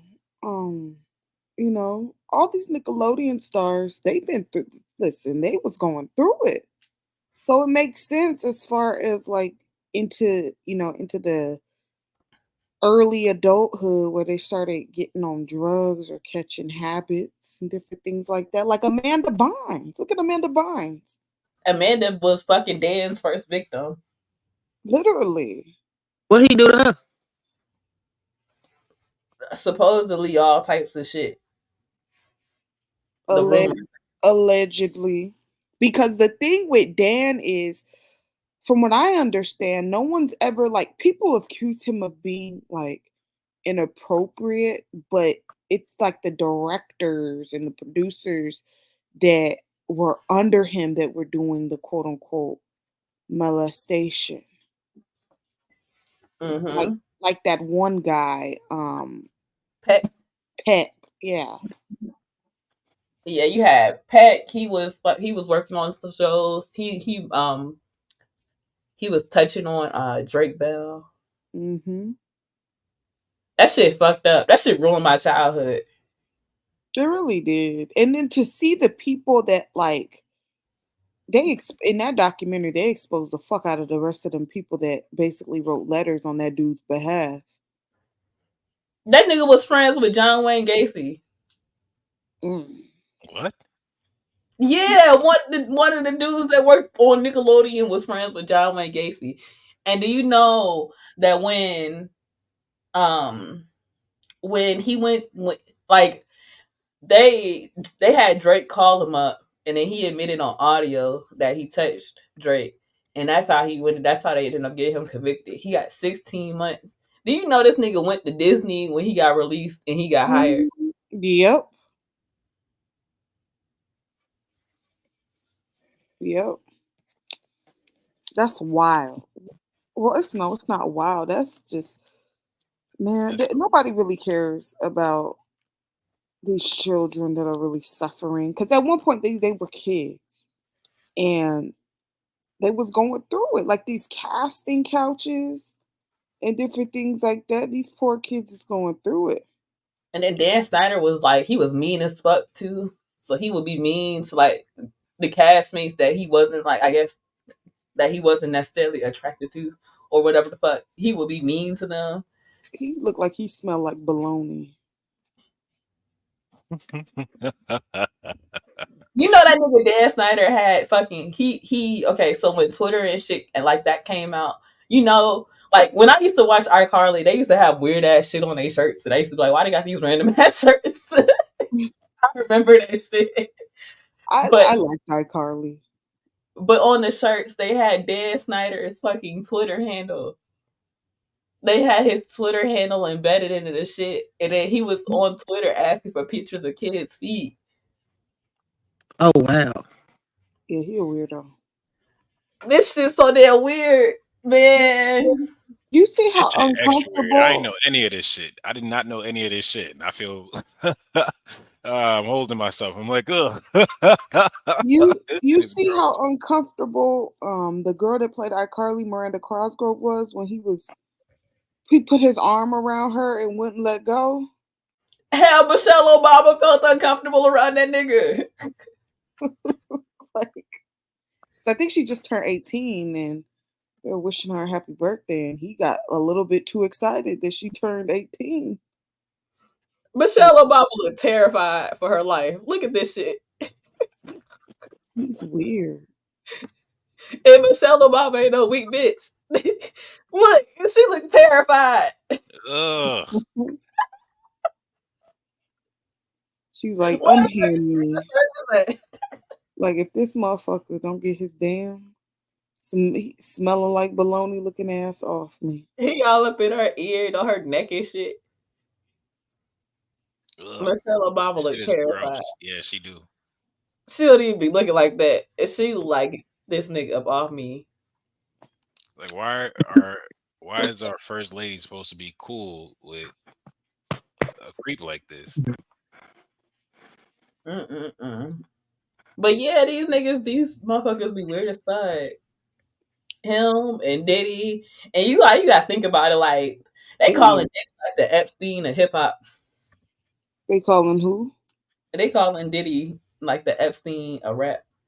They're I'm sure using. he's not. I'm sure he's not that. I'm sure he's bad. I don't think he's probably the. I think Epstein is the Epstein of everything, and then there's other niggas that didn't get caught. He got drug and sex trafficking. I ain't never seen. They said they found videos and tapes. Diddy I had going to jail. You said never what? heard a Homeland Security knocking on nobody though. They said they found video and tape when they searched his house. That nigga going to jail. Oh yeah, he going to jail. Diddy's a pawn. Don't get me wrong, Diddy ain't shit, but he's a pawn in this. There's trust and believe. There's people within that industry that are way worse than Diddy. Yeah, but you got to get them how you can get them at the same time. Right, They right. said they found Picking out. We can hear more. pictures. Said he had pictures of people in compromising positions, almost like they was for blackmail. I said, God. Yeah, I heard some shit saying about how this nigga was drugging. He was drugging these motherfuckers at the party and shit. He was. Matter of fact, that Meek Mill tape that y'all said was fake. Mm-hmm. So word on the street is at that party when it was recorded, because supposedly Diddy's ex security guard recorded it, and he said Listen, Diddy's ex security guard is spilling the motherfucking tea, he y'all. spilled all the tea. His So name is like Gene Newman or something like that, or Gene something. I don't know what that nigga name is. I just know he Diddy's security guard. He's older. He's a bigger black man. Yeah, I don't know his name personally. I don't know. But he said the night that he recorded that shit, because he said he recorded it. He said the night that he recorded it, Diddy was doing his little parties and shit, and he was at after parties and shit, all of the alcohol and champagne and shit, and all of the drugs and shit was spiked. It's like to make motherfuckers like all that shit is more or less. ritualistic. He said he had brought his own weed and he don't drink, so he was in his mind and shit. And he said he was walking around and shit, and then he heard that shit, and then he recorded that shit, and that's why he ain't got no video, and he just got audio. Meek Mill said it was computer generated. I don't know. I don't believe it. I don't know if I see if a video pop up, I'll believe it. But if it's off of audio, the way shit's been going with AI the past couple of weeks, I'm looking at AI differently. So you can hear people are getting AI. People are getting scammed off this shit off of people believing what AI This voices. is the thing, though. Go ahead. And what I'ma hate for the rest of the future. Everybody gonna blame AI when some shit come out that they don't want to admit it's them. Oh, it ain't me, it's AI. We done seen that shit on YouTube already. We done seen niggas get caught red-handed and say that shit AI on fucking YouTube. You think you talking to Zoe right now? This is Zoe AI, nigga. What you thought? This ain't me. I didn't say this. I don't know where the fuck that clip came from. You made that It's shit, nigga. digital. They really do need to look into all that shit with Diddy though. Like especially Kim Porter. That will never sit well with me. How she just died abruptly the way she fucking did.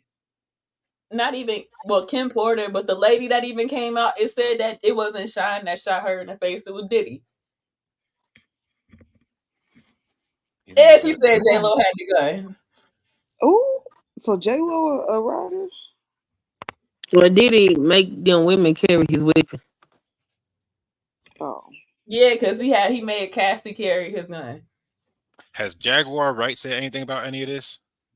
Yeah, she said Diddy did the shit. She has not been wrong yet. I'm sorry. People call that woman crazy, and she is crazy as hell. Yeah, she's But crazy. But she I has do not believe been most of what she said. wrong. How can you not be crazy? You see all this shit going on. You gonna be sane? I gotta go. Hold the panel down. I gotta go real quick. I'll be right back. Okay. What did Jaguar? Well, she's definitely been through some shit. I've watched her, John, where she was explaining like how she grew up, and she grew up a very typical Philly lifestyle. She grew up in Jersey. She's from Jersey, but how she was coming into Philly on a regular, she grew up away a lot of unfortunate Philly Johns grow up like, and unfortunately, even with the prostitution, with the selling herself, and being around it and shit like that, all that stuff where she ended up being in places where she was seeing things, it all adds up to the point that when she says that certain people she's suspicious of, I don't necessarily know for a fact to trust her for her word exactly, even though I do believe a lot of shit she say, but I do be trusting her suspicion as well. It's like if she's suspicious, it's because she's putting two and two together in a way that I'm just not going to be able to, because I don't know this shit. I'm just a regular nigga. I don't be knowing the shit that all these niggas be going through. But if all these niggas really be going through that, ritual shit and that gay shit and all that shit, I'm just like, she would know better than I would, and she seems to have the mental scars from it. Like the mental scars seem to add up. From what I've seen other chicks who have mental scars like that, whether they was stripping and they seen some shit, whether they was dancing or they was out in the street and they seen some shit, she carry herself so she got the same scars, like she's trying to heal from it. So I'll be taking her word for it, even though people act like she's not credible. Well, I think she's very credible. It's just I think people when she talks and the way way she carries herself, she's a little bit off-putting. But I mean, gotta pay attention to what she says. Yeah, she like She the says female one Cat thing. Williams. Yeah, she said one thing as far as like within the music industry, they like to kill off talent. And if you think about it, that is real because even like for example, right? Let's talk about let's use Blueface for an example. Now, when that song Bust Down Tatiana came out, that song, it was a bop. Not because it was something that was just well thought out or something that was just, oh my God, this was bars. It was just because it was catchy. And it was new. It was And it was different. It was, new. yeah, but that's it. Exactly. That's it. But that's how that's how your mind, that's how the mind works though. When you hear something over and over and over again, and you're like, okay, this is something I can get jiggy with. He's not too bad. But then he's not a rapper. He's horrible. He don't even rhyme. He's offbeat. It's just this new music out here where because they play it so much, It even gets drilled into our brain. yes, even on TikTok, like some of these songs, I'm like, I Bruh, heard this that song little years 30 ago. 45 seconds. I'd be like, what the fuck? I don't even know the song, but I'd be singing that little 30-second. Yeah. Or So songs that you heard years ago, like that Back It Up and Dump It. That song came out years ago. I do like that it's bringing back old songs though, but I don't like the fact that like nowadays people make songs cater to TikTok, which means they just gotta have like a couple hot bars. They just gotta think about like the first like 15 to 30 seconds of the song, and then they can just kind of have the rest of the song be weak as fuck.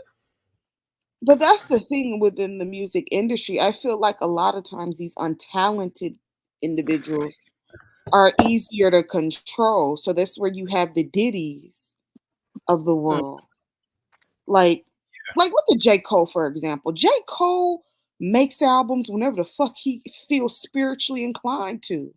We won't hear from this dude for 3-4 years and he just make an album. But that's because he number one, that's where he's how he signed and shit. Like these niggas be slow, and I don't think that J. Cole is a slow nigga. So, but a lot of these people they need to drop that shit like because if they don't, like we gonna forget who the fuck they is. Like J. Cole got a fan base, like he got a following. A lot of these people ain't got no following past like that one That's song. true. I'm That's why not waiting. after some years you don't hear like they end up on Love and Hip Hop, like you don't hear from them. Yeah, I'm not waiting Really. fucking 10 years for Cardi B next album to come out. Bitch, you need to drop that shit. You should have dropped that shit 4 years ago. You're a little too late.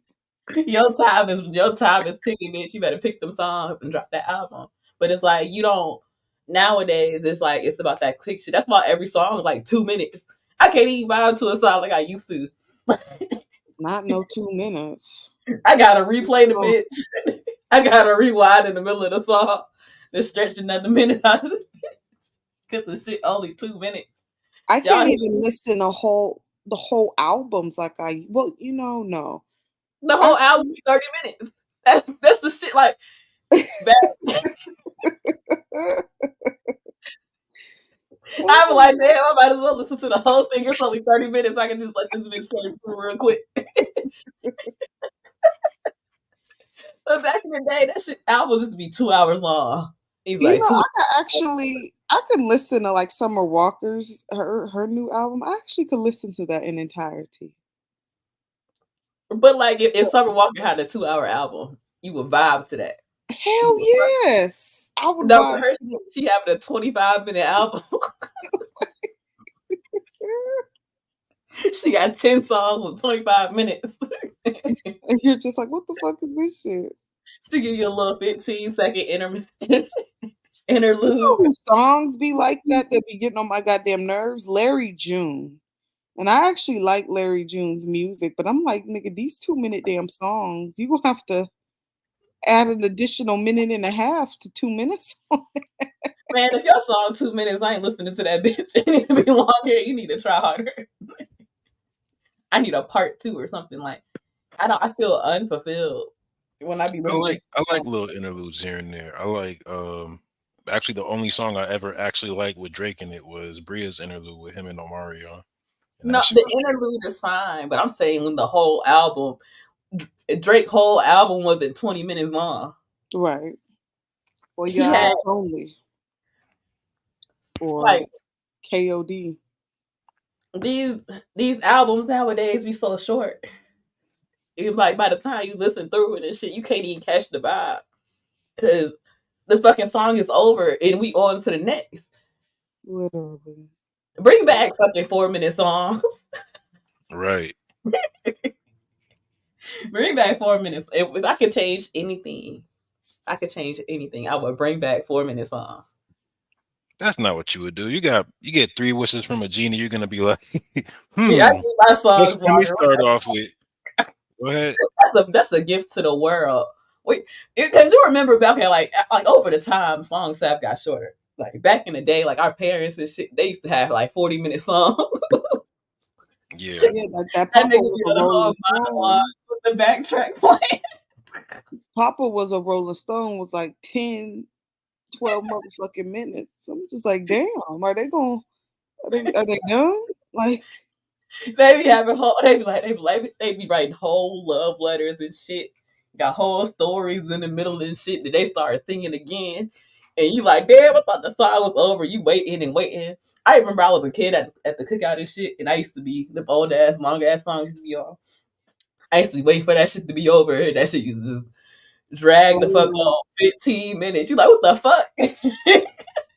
especially that Marvin Gaye song specifically. I forgot the name of it, but it's long. It's one of his longer songs. But now songs have went from being 30 minutes long to 2 minutes, a minute and a half. Literally a minute and a half. You don't even get the full bars no more. Like you get It's not like even 4 bars. They just ad libbing like They them. reading off fucking. They giving you Instagram captions over music. That They be the bars that they all have. It's just one they thing. sprinkle in some bars and then some ad libs and a little bit of bars. Let me make this rhyme real quick and then ad lib. Like I'm like, what the hell? What was this? I can't get jiggy with this. I miss the 4 minutes. So if I had a genie wish, I would definitely wish that for all of humanity. I think that we need songs no longer than 6 minutes, but no shorter than two, like 2.5. I need me a good like 3 minute song, like at least. Like what the fuck? I feel you on that. That'll be a blessing to the world. We can all like you can't even like you gotta think about it. Like I bet you got the nights at the club go by. I don't go out clubbing. So I, like you going out clubbing and shit, they playing all these little 30-second songs and shit. Nobody's dancing anyway. Nobody you can't even dance to a 30-minute song because now they gotta find a similar song to catch the vibe. Everybody just standing up against the wall, like swaying and Doing TikTok dances and shit. oh my god. I ain't been to the club probably since I was like 18. I ain't gonna lie. 18, 19. What you doing? You didn't even experience the club yet at 18, I, 19. was, I told you I wasn't outside. I ain't get to do all that. You know, when I I was wasn't a kid, because I didn't drink yet. they had like a teeny bopper club when I was like a teenager. It's called Club 54. Oh, they had one when I was a teenager too. It was called Rendezvous.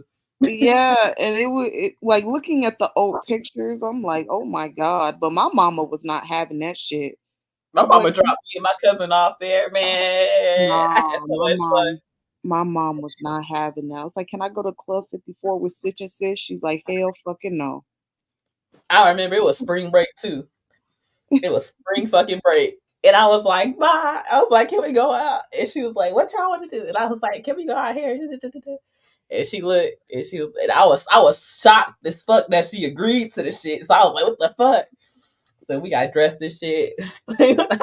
Nah, I was on lockdown. My mom was like, "You 13 years old? Ain't no club for no 13-year-olds." I was like, "Well, yeah, it's a teenage club." Mhm. She's like, "Ain't no such thing as no goddamn teenage club." Yep. Yeah, my mama My had me out. mama wasn't having it either. I was We like, got I was like, but I "Well, think okay, I just can't go then." my cousin was older than me though. And my cousin, like, my grandma is a minister. So like my cousin was like super sheltered. Like she couldn't even go to school dances type shit. She probably didn't go to a school dance until like high school. Oh, Like I went to school dances. I went to all the school dances and shit, but she couldn't go. So it was like that shit was fun as hell because she never had no shit like that. She ain't even went to no school dances and shit. And then that was shit was like the most for me. But I was younger, but her ass ain't went nowhere. See, my But older cousin, she was 2 years older than me. She was always like, she was more advanced as I was as far as like her being allowed to do more things, whereas my mom was just like, hell fucking no. And her mom was like, well, yeah, get out. My mom was like, nope. And I I'm used like, to I was bad though. I ain't listening. I used to do what I wanted. I used to slide the fuck out. I started doing that more Badass towards. children.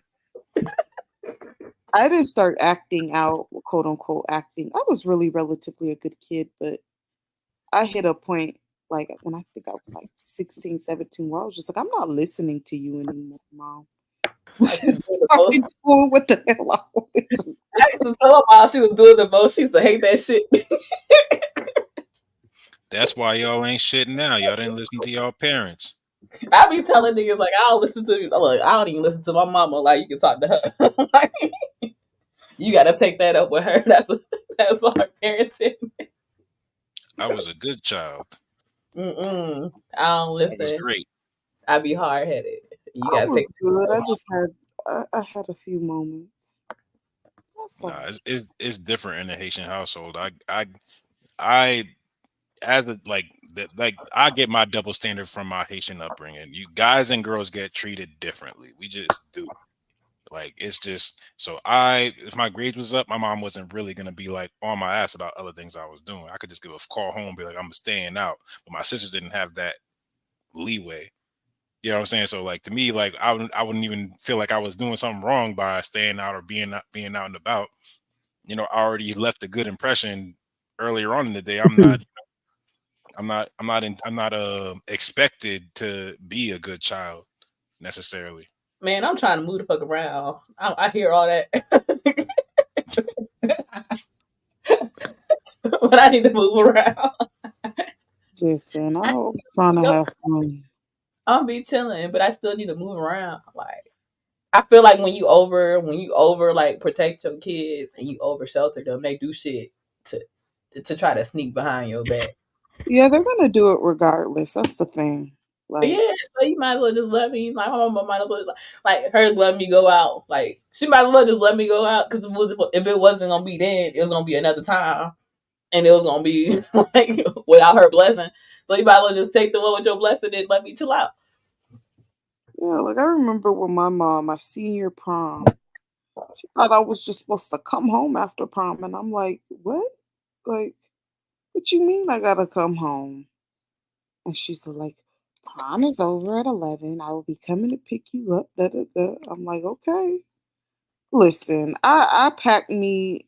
I got dressed. I packed my little bag, my set of clothes in there for the after party for prom. I ain't heard nothing that lady said when she after that. I was like, I'm when prom over, we going to Jesus's house and we getting drunk. I remember my mama. It was one. It was one time I was going to see my ex. I was like 18. And my mom was like, if you go, like she was talking shit like she was bad. I don't know what the fuck happened, but she didn't want me to leave for whatever reason, but it was like awesome petty shit. And I had already like scheduled it, had everything set. So I was like, well, lady, I'm leaving. Like Did you already schedule your bus ride, I Brownie? got everything scheduled and shit. I got my transportation and shit. I got everything. Like, I'm about to leave. Like and The she's like, you better not leave. And I'm like, you crazy. I'll see you in 4 days.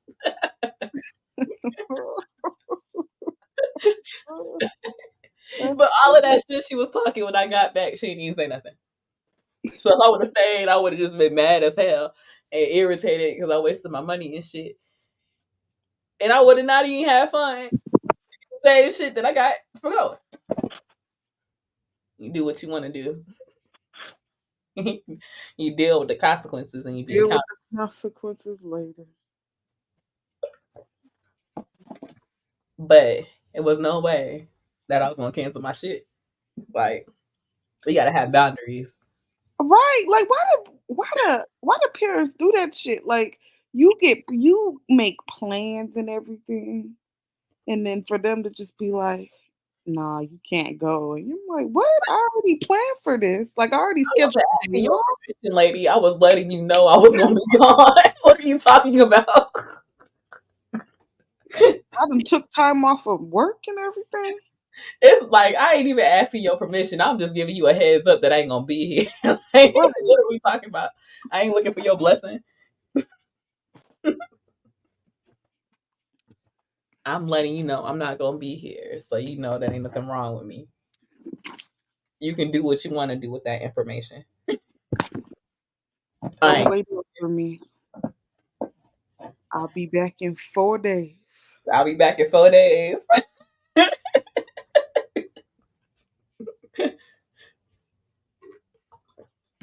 But I wasn't hard headed on like the regular shit. I just wanted to do what I wanted to do, and my mom would try to like inhibit me from doing what I wanted to do. And then I realized I had free will and I could really just do what I want.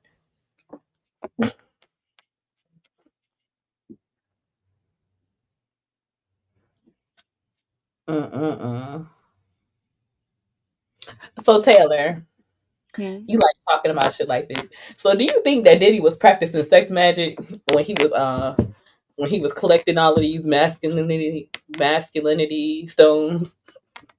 Masculine. I think he was snatching this Don't call nigga's it that. soul. He was taking their souls from them. That's what he was doing. He was taking their souls. He was snatching their souls because that's the thing. Like I don't know. I mean, a lot of this, Hollywood in general and the music industry in general is a all cesspool, big ass ritual within of itself. But a lot of them individuals are already sexual deviants, anyways. So I think in Diddy's mind, like if he could that, if he could basically take booty from them, he could own them and he could control them basically and do whatever he wants to them. That's what I think it was. He was fucking the shit out of Meek. Oh my god, I'm traumatized from that audio. Like I'm like traumatized. Like I was very disappointed in Meek. I can't even listen to another Meek Mill song. I ain't even gonna lie. What audio?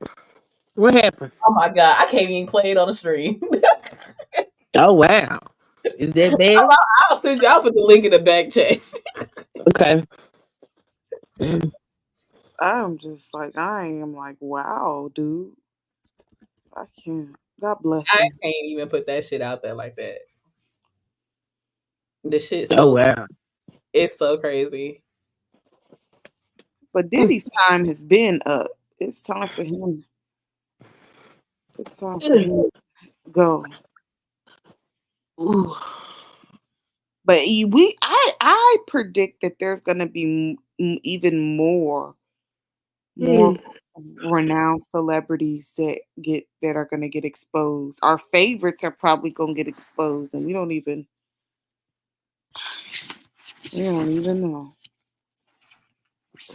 Like they talking about Jay-Z a little bit. Just a little bit. Just a little bit. I'm like they They get get ready like to put we their gotta foot put in his it ass. right now. It's just almost Jay's time. It's just They getting ready to do Diddy. Not Diddy, Jay-Z. I put the link in the back. I'm sorry. That shit traumatized me. I swear to God, that shit traumatized me. I got PTSD looking that shit up. But the link is in the back. I cannot. All of this shit. I feel like I feel like people are trying to deflect off of Diddy. Like they trying to not like they trying to like ignore all of the allegations and shit. Like, cause even when people talk about it, they be talking about this. They be talking about Young Miami. They be talking about 50 Cent Baby Mama, but they don't talk about how this man been collecting masculinity stones for the past 30 years. He's the the Thanos of the pretty just much. He been collecting masculinity stones left and right, and that shit is sick. These people be really selling their souls for money. Yep. That shit horrible. And what's even more crazy about it is that like regular people like us, our lives are way more better than these damn fucking celebrities. Absolutely. Because, like people focus on the money aspect of it, but I'm just like, listen, there's It just ain't certain things all not even luxury. worth it. These motherfuckers are sick. and they demonic. Yeah, to have your soul taken from you for monetary value. I'm like, no, thank you. I could make money. Okay, anyone can make money. It's just like, oh, Hey, Queen. That's crazy. Are you traumatized? Because I'm traumatized. Whoa. I got That's traumatized. insane. Looking it up. I had traumatized. I got traumatized. I got re-traumatized. Oh, Playing that is bringing back the crazy. to make sure that was that video. Huh? What you think about it? You think that you think it's AI? No, I don't think it's AI. Wow, that's they say that's what they say in Queen that that's not meat, that's AI. I don't know who it is. I just know that that's crazy. That dude said he was gonna put the squeeze on Diddy, so he recorded. Man, That's crazy. that shit came out like 2-3 weeks ago. I wouldn't go nowhere by myself with none of them people in the music industry, Hollywood, none of that, because they all They weird. cannot be trusted. Mm-mm. It's I don't know what the fuck. Like that. It's a whole lot of demonic shit going on, and it's deeper than just like them taking advantage of motherfuckers. Like that shit spread through the music and shit. All of that shit. Like that shit got all of that badass, negative, weird ass energy painted The all over it. frequencies. Even when you replay it, like when you listen back to these niggas songs, you be like, what the fuck was they talking about? You Like what plus the fuck is the going word. on? These niggas is crazy. Like these niggas is legit crazy. You know who's nasty as hell? Kevin Who? motherfucking Gates. That What do is you a do now? nasty ass nigga. He's just gross. Like he's supposed to be, and this is why I don't like people. I don't have a problem with people's religions and different things like that, but I side eye people who that come off as super religious, but they just heathens and debauchery. Kevin Gates is just nasty. Yeah. You guys hear about the tranny that exposed him? No, I did not. He had sex with some white transsexual woman, and he ate her fake coochie. Ugh. Um, What the fuck am I listening to? Oh, yo, you guys are traumatizing me. Whoa, I ain't listen, signed up for this. Yo, he oh, ate it's this gross. woman's fake coochie because she got her thing chopped off, her wee wee chopped off, and I guess they made it into an honorary coochie. So it's like, yeah, it's listen. And she was saying he had no problem with it, and Cause these niggas be sexual deviant. he is a sexual deviant. Anyone that says that, anyone that basically that well, he said that something about a woman got to suck his dog's dick What the fuck? or something along that line. It's just some nasty shit. Was he the nigga that said that he was sleeping with his cousin? Like this niggas is weird. Oh yeah, he said he wasn't gonna let that go because he said the punani was good, and he Man, found out that he was second cousins or somewhere along that line, look and at he said that he was not gonna stop having sex with her. look at this shit. You're jiggling, baby. You're jiggling, baby. Blotitious, skeevy, delicious. Give me couscous, love me good. Damn. Did he say he she? But is he good? I guess like the jeans. Flavor like praline. Sick daddy, I mean. Papa love it when he does it. Niggas buzz it. But tell me, was it really just the flavor that be clogging your ears? The most healthy behavior is to stay in the clear. It's all for you. It's really all for you. Hunch back, close your eyes, try to munch that. Oil up your ankles, let your Tim's tap. Like the flavor, it reacts to your dope cats. Hey, Mom. Word to mama, I tongue kiss a piranha, electrocuted barracuda. I'm here to bring the drama. Yo. Did you hear that? I heard a he, she.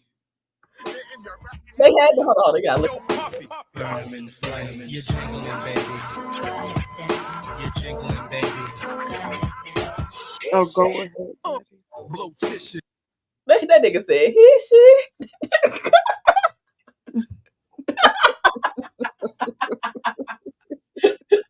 Oh, he, she. What is going on? Like, what the fuck? These niggas are ruining the 90s for me, and I'm so upset.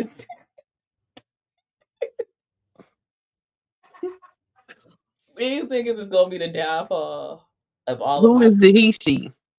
He, she. You gotta say it like that.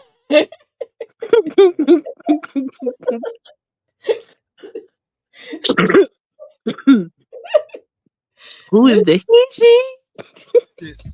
Skeevy, delicious. Give me couscous, love me good. Damn, Hollis to Hollywood, but is he good?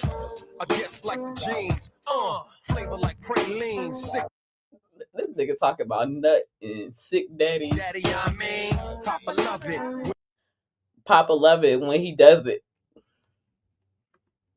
Oh, wow. And he does it. Niggas buzz it. But tell me, was it really just the flavor that be clogging your ears? The most healthy behavior is to stay in the clear. It's all for you. It's really all. That nigga said it's all for you. Who he talking about? He talking about Diddy. For you. Punch back, close your eyes. And who else? Stevie J? I don't know. He, she. Oh, wow. Oil up your ankles, let your Tim's tap. Not oil up your ankles, let your Tim's tap.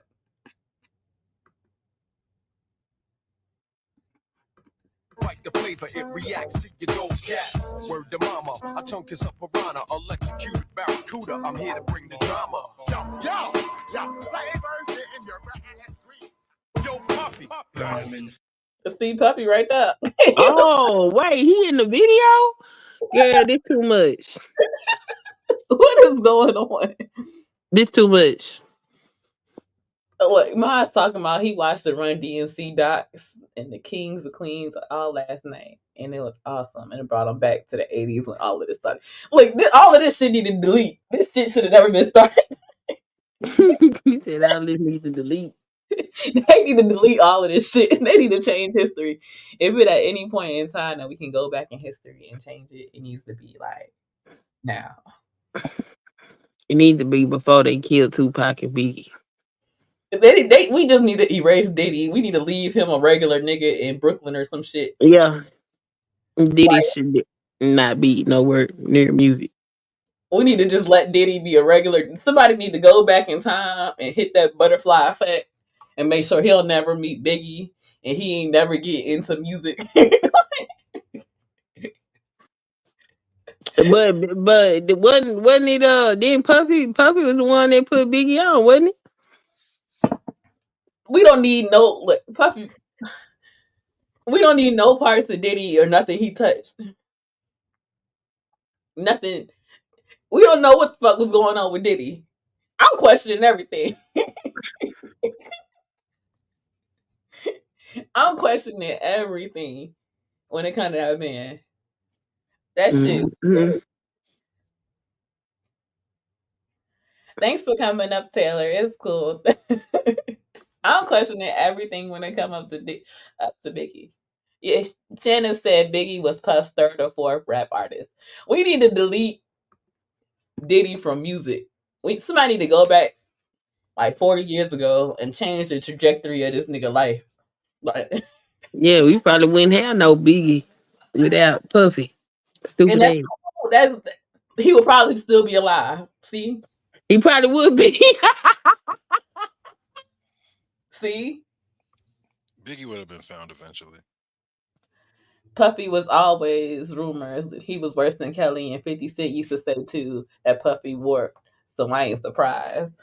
Man, anytime you get known in Hollywood for your parties, I'm gonna be looking at you sideways. Cause what the fuck?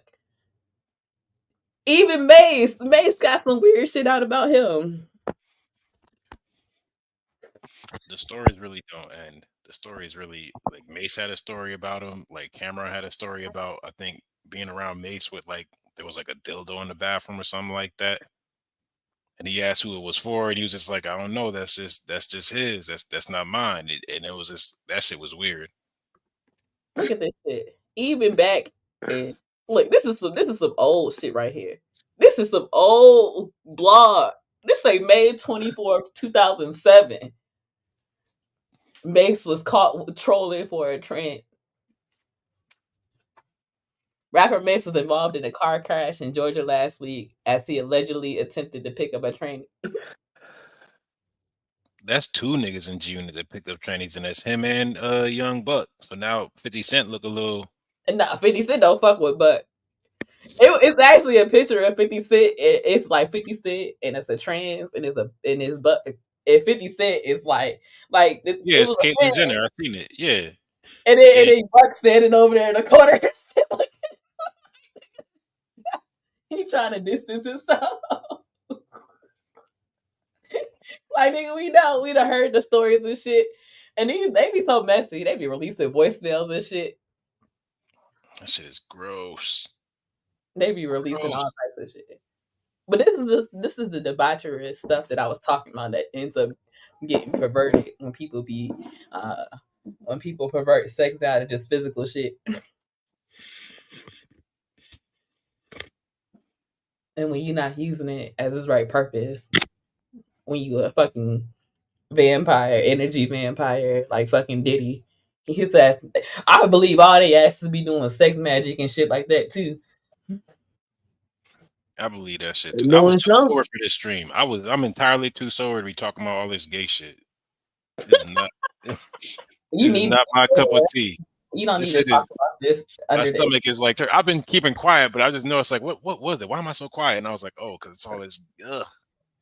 That shit You is. get reminded of the how that nigga got collected masculinity stones. That shit is funny as hell. Masculinity stones. What the hell is that? However many. What it sound like? The evilest is the most terrifying thing in the world. It's the most evilest thing that could be. I can't think of nothing worse. A nigga that's going around trying to just. Ugh. That gets off on that emasculates men. Oh wow, that's crazy. Yeah, I'm gonna call that shit masculinity stones. Oh, okay. That's the proper. That's not the proper term, but that's the YouTube friendly term that I'm gonna use. Okay. The masculinity stones. That nigga been collecting masculinity stones from these niggas all these years. He was probably fucking harvesting fucking energy and shit. That's crazy. That shit evil as fuck. That's why, that's one way to pervert creation. and this is why I always say I fuck with motherfucking Gucci Mane. Cause Gucci ain't going for none of that shit with none of these niggas. Gucci might be doing some crazy shit, but Gucci Mane ain't never collected masculinity stones. He ain't a Birdman. I don't trust nobody that made. He ain't a Diddy. Anybody sold 1 million records, I don't trust you. I don't trust him. You're on the list. I'm not gonna be suspicious of you.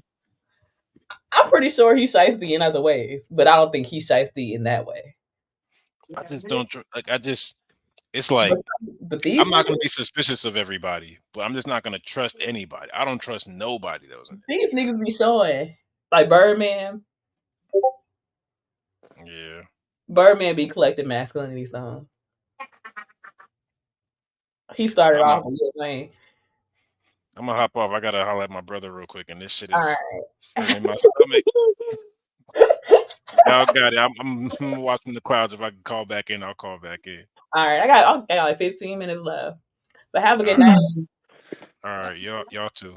Thanks for popping up. Have a good night. Mm. Queen, do you have any last words you want to say?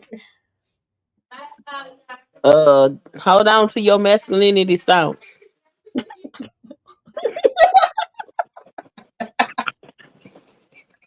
I can't believe like that audio is Yo,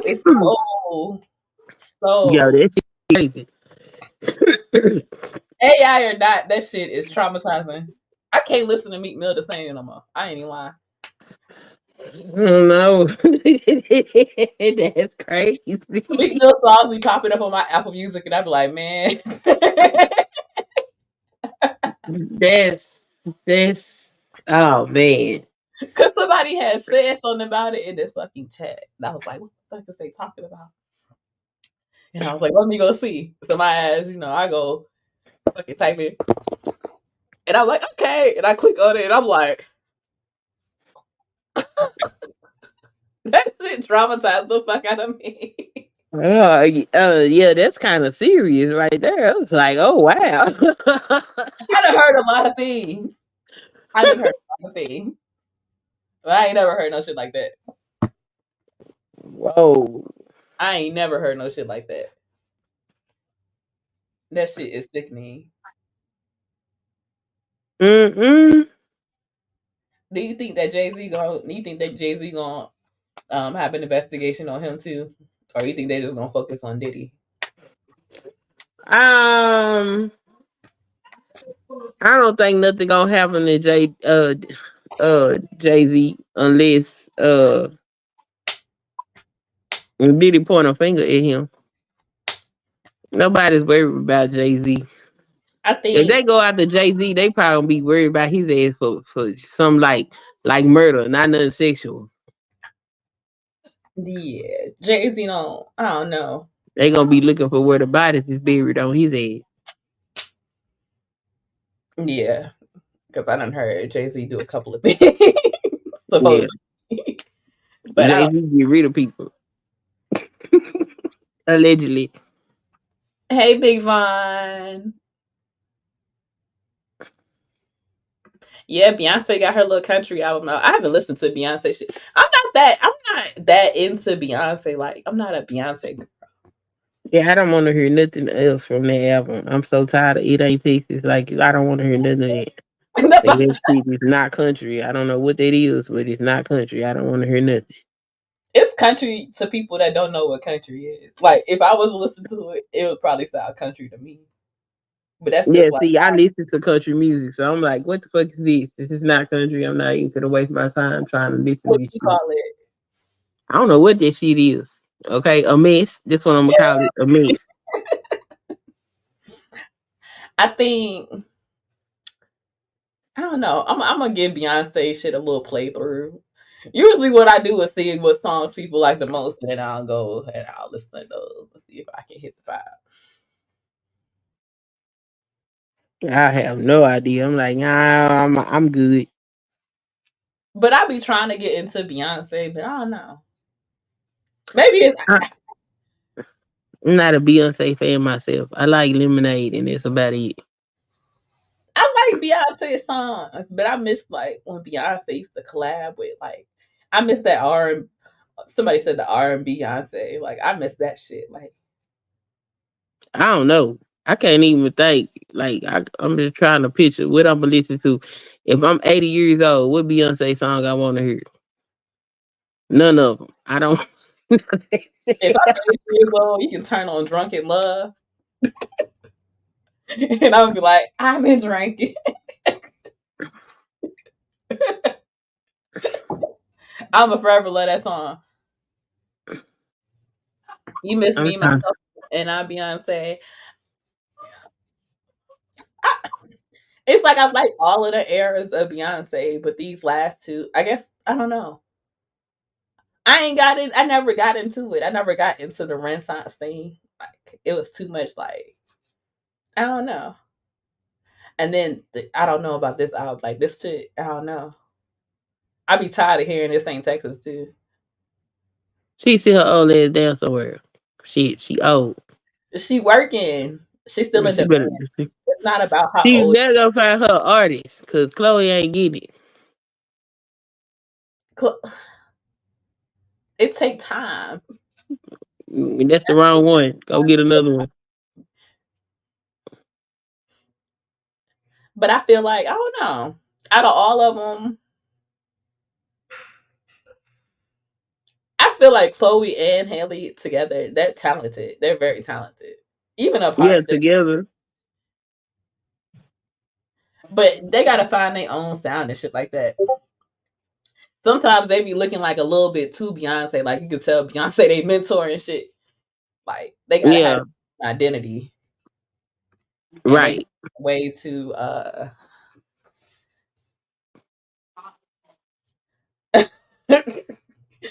Taylor said them spirits probably taxing that ass. Look, these spirits is probably running amok in Hollywood. Niggas souls getting snatched left and right and shit. Because they play too damn much. They be doing too much. It'd be all types of shit That going stuff on. ain't nothing to play with. It really ain't. But people be playing like even in fucking real life and shit on some regular shit. Like you even got these bozos out here that's like these regular motherfuckers that be trying to practice fucking sex magic and shit. So I But they know don't know what the fuck they doing. they don't know what they doing at all. Hell no, they don't have a clue. I just be looking at their ass, laughing at their ass, be like, yeah, okay, sex magic, go ahead. I wish I would be fucking crazy and delusional enough to try to put a fucking love spell on a nigga with some sex magic. They do that kind of weird shit all the time. What the fuck? You supposed to want that man because he wants you. He's supposed to want you. You can't be fucking over here trying to spiritually manipulate this nigga into trying to be with you and shit. Fuck That's how make they it be getting their ass beat. That's that's how how they they end up beat up beat up and some more shit. and Stalk. broke. Cause that shit expensive. And please don't have me to do it. I'm gonna take your money every time. I tell Mm-mm. you. All right, you keep it up. Somebody Cause asked you you to gotta keep it up. do sex magic. Huh? Somebody asked you to do a ritual. Oh, that's the number one thing people come to you for. To put a Uh, damn love spell on somebody. that seemed desperate to me. Shit, send me some money my way. Like It you is gotta, desperate. It is desperate and it's expensive because you got to keep re up on that magic. You got to re up on it. what do you got And like? if You gotta have a subscription on it. yeah, because magic wears off. So when it starts to wear off, you got to come back and get it uh recharged. And if you don't do that, especially if somebody will been bound up, yeah, that's how some of them women be end up beat up. Cause they spirit knows something ain't right. But they just can't they just don't know what it is. When you don't re up on that stuff, baby, fuck around and get your ass whooped. I be telling them too, all right, you keep playing. And fuck around and don't re up on this shit. Watch what happens. I ain't never been to the point where I was like, oh, I need this man so much. Girl, I know one dude, um now I mostly do balance. Like I won't do it for real, for real. I ain't gonna do it unless you bring that dude and that dude is in agreement with you doing this. And most of the time they not gonna do that. So I don't do no whole lot of love spells. If I'm working on somebody, only way I'm gonna work with you and that dude ain't present is if y'all married, cause that's a different them different rules. But I know some practitioners that will do this shit. So this girl came and she wanted this man to be back with her. Well, the way his spirits work was if somebody come and they put a spell on your ass, and whether you know it or not, it's going to fuck up everything around you until you go back to that person. And Mm-hmm. so this man kept dating, and all the women that he was dating was getting fucked up. And after they couldn't fuck the women up no more, the spirits had to fuck him up. And it got to the point where he ended up being hospitalized and had broke both of his limbs. I think his car ran into a wall or something like that. And then when he was in the hospital, it ended up he ended up getting a bed sore on his butt, and nobody would, come visit him or nothing. So the girl that paid to get the little spell done, she was the one that ended up taking care of him. I said, girl, what? I said, so you okay. He breaks up with you. You want him back, and you get him back. He crippled with a sore on his ass, and you happy, baby? Y'all crazy. Y'all is out of y'all mind. Not like Y'all, what is going on his ass. girl. I say, and you happy with this, huh? Baby, hell no, And the thing about it is, she couldn't go mess with nobody else because she the one petition for the work to be done. So then she'll get fucked up. So she stuck with the dude. I said, y'all be ignorant as hell. But yeah, that's what they be trying to do. Mm-hmm. Taylor, people definitely need to worry about self love. Self love is free. It's free and it's infinite. Josh, you ain't getting no notification. I'm probably out the algorithm and shit. I ain't been live in a couple weeks. Now I know how YouTube be doing me. But hey, like I can never understand that level of desperation. And I Yeah, it's a lot of it. It don't just be the girls, it be the boys too. Don't play with these niggas. These niggas will put a little spell on your ass too. oh hell nah. Don't put no love spell on me, please. I'm covered by the blood of Jesus. Mm-hmm. My grandma prayed for me. Okay. Don't come over here put no Yeah, love on me. Don't be doing that shit. I don't need that. I practice having good you energy and gonna get the charger? Why you turn the light out? positive things in my life so I can get good karma and so I can have good energy flowing my way. I don't need nobody taking that shit with fucking trying to do some fucking struggle magic on me. Like hell nah. I'm like, don't do that shit. Just give me some money. You wanna talk? Don't pay the practitioner. Don't pay your little spiritual practitioner. Just pay me and we can have a conversation. Like you might not get, Yeah. but you can just pay me instead. Like we ain't gotta do all that. But you guys, this damn near concludes my show for today. It's like midnight. I should have got on here an hour earlier. Queen, my show started at 7 and I ain't know that shit, so I got on here at 8:30. Oh, I was wondering what happened because I was kind of kept saying waiting, and I kept leaving and coming back, and I was like, "What the hell going on?" And then I fell asleep, and then My when I woke up, that's when I had seen. I was like, "Oh shit!" I was sitting in front of my computer and shit. I'm like, all right, it's 8. It's 8. I was sitting in the fucking I'm like literally sitting in the fucking stream yard shit. I'm getting my lighting and shit ready, getting dressed and shit. And I'm like, I went to go, how I had a little countdown on it. I Yeah. realized there was no fucking countdown. And I didn't realize Hmm. it until like 8:20. And then I Oh looked at wow. my phone and I looked and the stream was like at 7 and I was like, what the fuck? I'm gonna do better, y'all. It happens. I'm already not in the algorithm and then I came in an hour and a half late. Like, but I'm gonna go live. Okay. So while y'all here and shit, should I got an interview on Monday. Y'all want me to do another get ready with me or do y'all wanna do a post interview chat? I got interviews Monday and Tuesday. Should I do it? Should I do get ready with me on Monday? Or should I Yep, do dude, get ready with me. a get ready with me? Yep. All right, we're gonna do one of the throwbacks.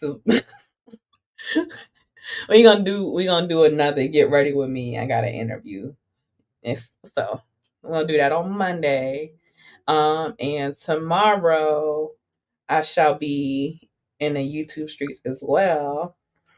So I'm gonna try to be consistent, y'all. I'm gonna try to be consistent, but I'm gonna I had the stuff ready so I can do it. Get ready with me, and y'all can watch me and get ready for my interview. I'm going back into like doing the shit that I like to do, so I'm excited. But thank you all for coming through. I appreciate everybody for tuning in. Thank you, Queen, for joining. Zoe, H&M, Taylor. Thank you all for joining the panel.